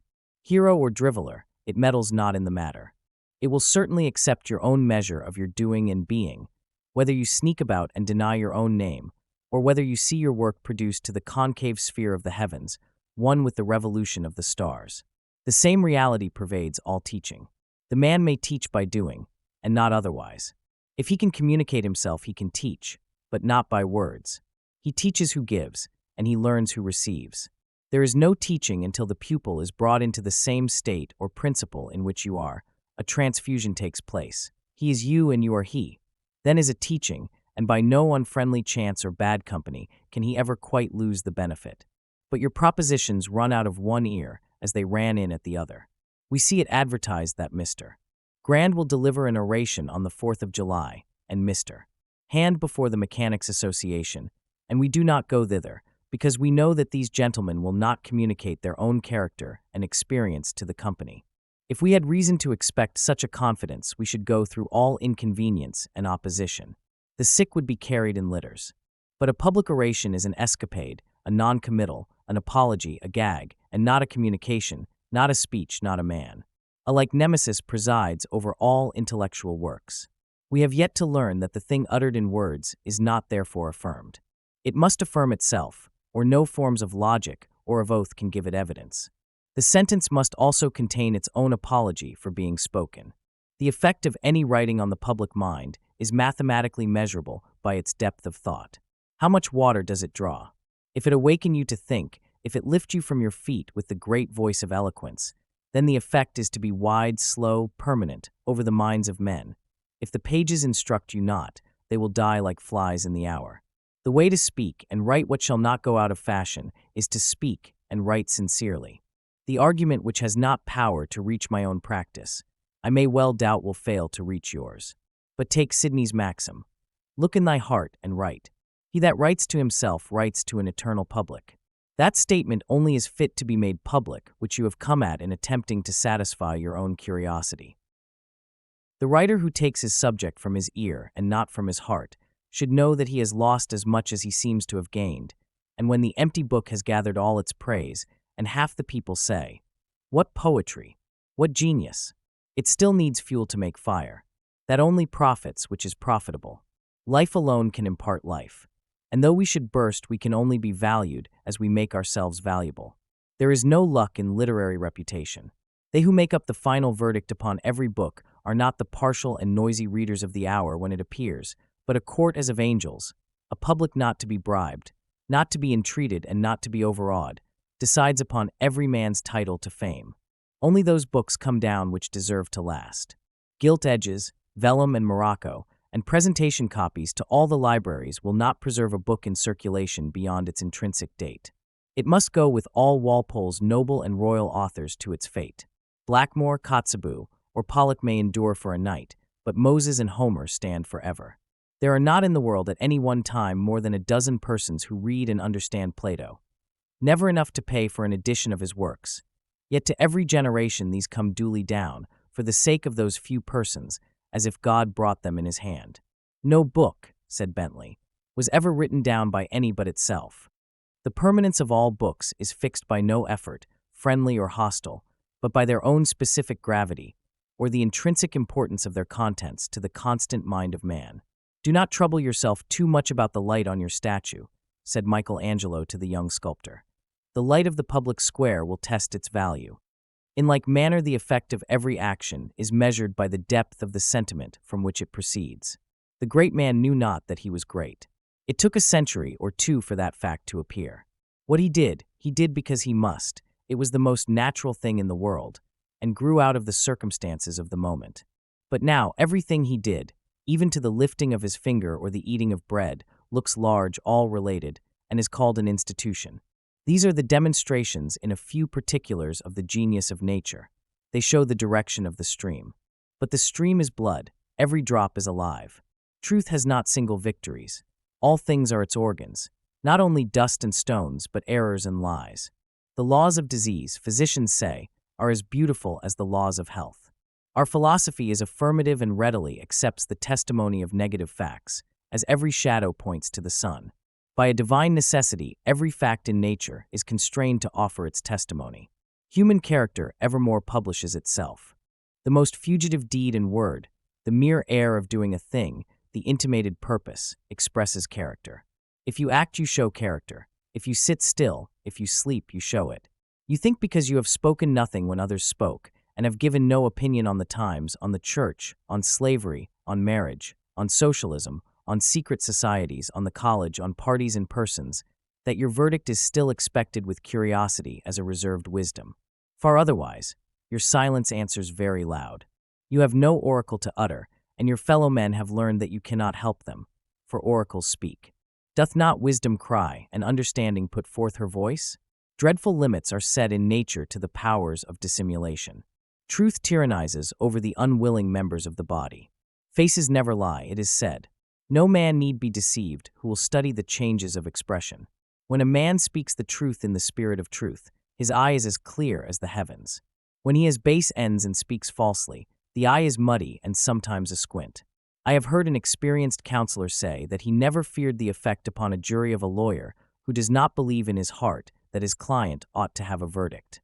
If he does not believe it, his unbelief will appear to the jury, despite all his protestations, and will become their unbelief.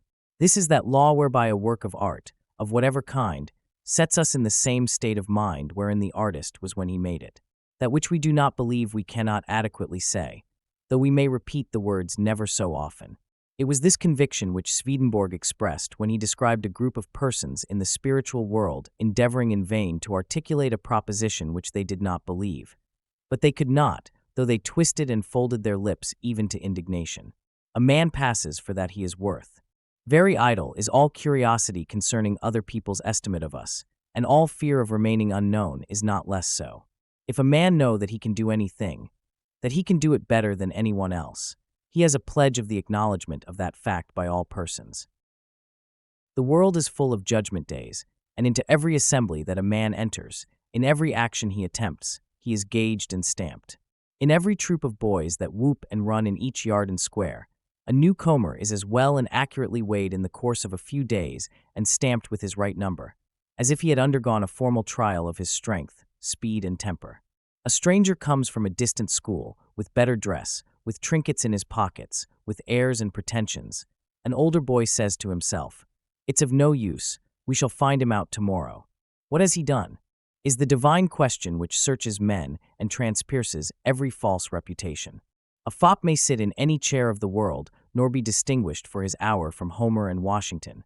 But there need never be any doubt concerning the respective ability of human beings.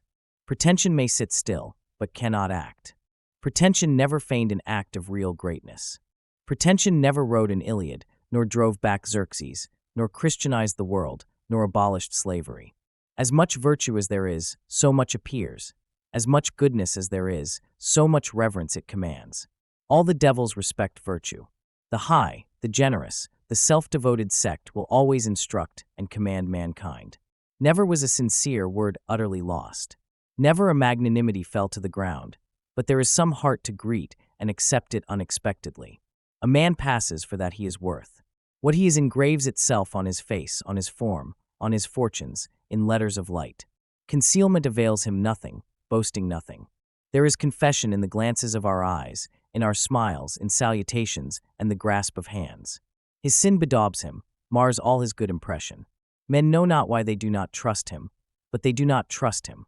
His vice glasses his eye, cuts lines of mean expression in his cheek, pinches the nose, sets the mark of the beast on the back of the head, and writes, "O fool, fool," on the forehead of a king. If you would not be known to do anything, never do it.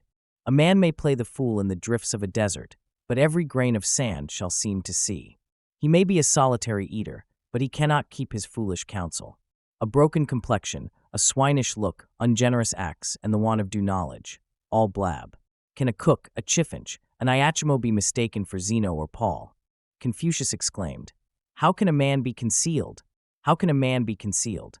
On the other hand, the hero fears not that if he withhold the avowal of a just and brave act it will go unwitnessed and unloved. One knows it, himself, and is pledged by it to sweetness of peace and to nobleness of aim, which will prove in the end a better proclamation of it than the relating of the incident. Virtue is the adherence in action to the nature of things, and the nature of things makes it prevalent. It consists in a perpetual substitution of being for seeming, and with sublime propriety God is described as saying, "I am." The lesson which these observations convey is be, and not seem. Let us acquiesce. Let us take our bloated nothingness out of the path of the divine circuits. Let us unlearn our wisdom of the world. Let us lie low in the Lord's power and learn that truth alone makes rich and great. If you visit your friend, why need you apologize for not having visited him and waste his time and deface your own act? Visit him now. Let him feel that the highest love has come to see him in its lowest organ. Or why need you torment yourself and friend by secret self-reproaches that you have not assisted him or complimented him with gifts and salutations heretofore? Be a gift and a benediction. Shine with real light and not with the borrowed reflection of gifts.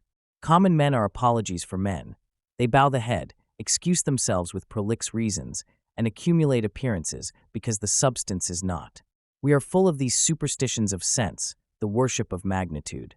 We call the poet inactive because he is not a president, a merchant, or a porter. We adore an institution and do not see that it is founded on a thought which we have. But real action is in silent moments. The epochs of our life are not in the visible facts of our choice of a calling, our marriage, our acquisition of an office, and the like, but in a silent thought by the wayside as we walk, in a thought which revises our entire manner of life and says, "Thus hast thou done, but it were better thus." And all our after years, like menials, serve and wait on this, and according to their ability execute its will. This revisal or correction is a constant force, which, as a tendency, reaches through our lifetime. The object of the man, the aim of these moments, is to make daylight shine through him, to suffer the law to traverse his whole being without obstruction, so that on what point soever of his doing your eye falls it shall report truly of his character, whether it be his diet, his house, his religious forms, his society, his mirth, his vote, his opposition. Now he is not homogeneous, but heterogeneous, and the ray does not traverse. There are no thorough lights, but the eye of the beholder is puzzled, detecting many unlike tendencies and a life not yet at one. Why should we make it a point with our false modesty to disparage that man we are and that form of being assigned to us? A good man is contented.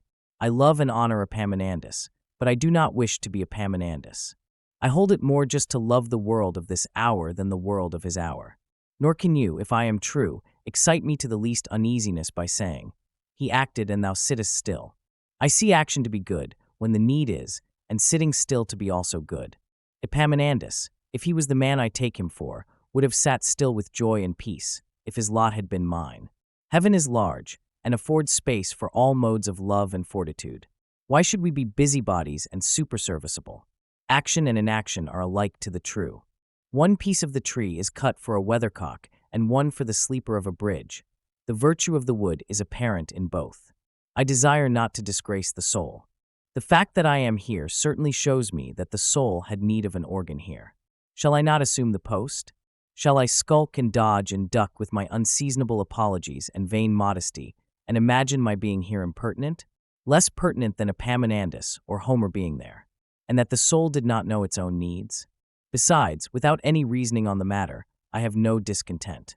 The good soul nourishes me and unlocks new magazines of power and enjoyment to me every day. I will not meanly decline the immensity of good, because I have heard that it has come to others in another shape. Besides, why should we be cowed by the name of action? 'Tis a trick of the senses, no more. We know that the ancestor of every action is a thought.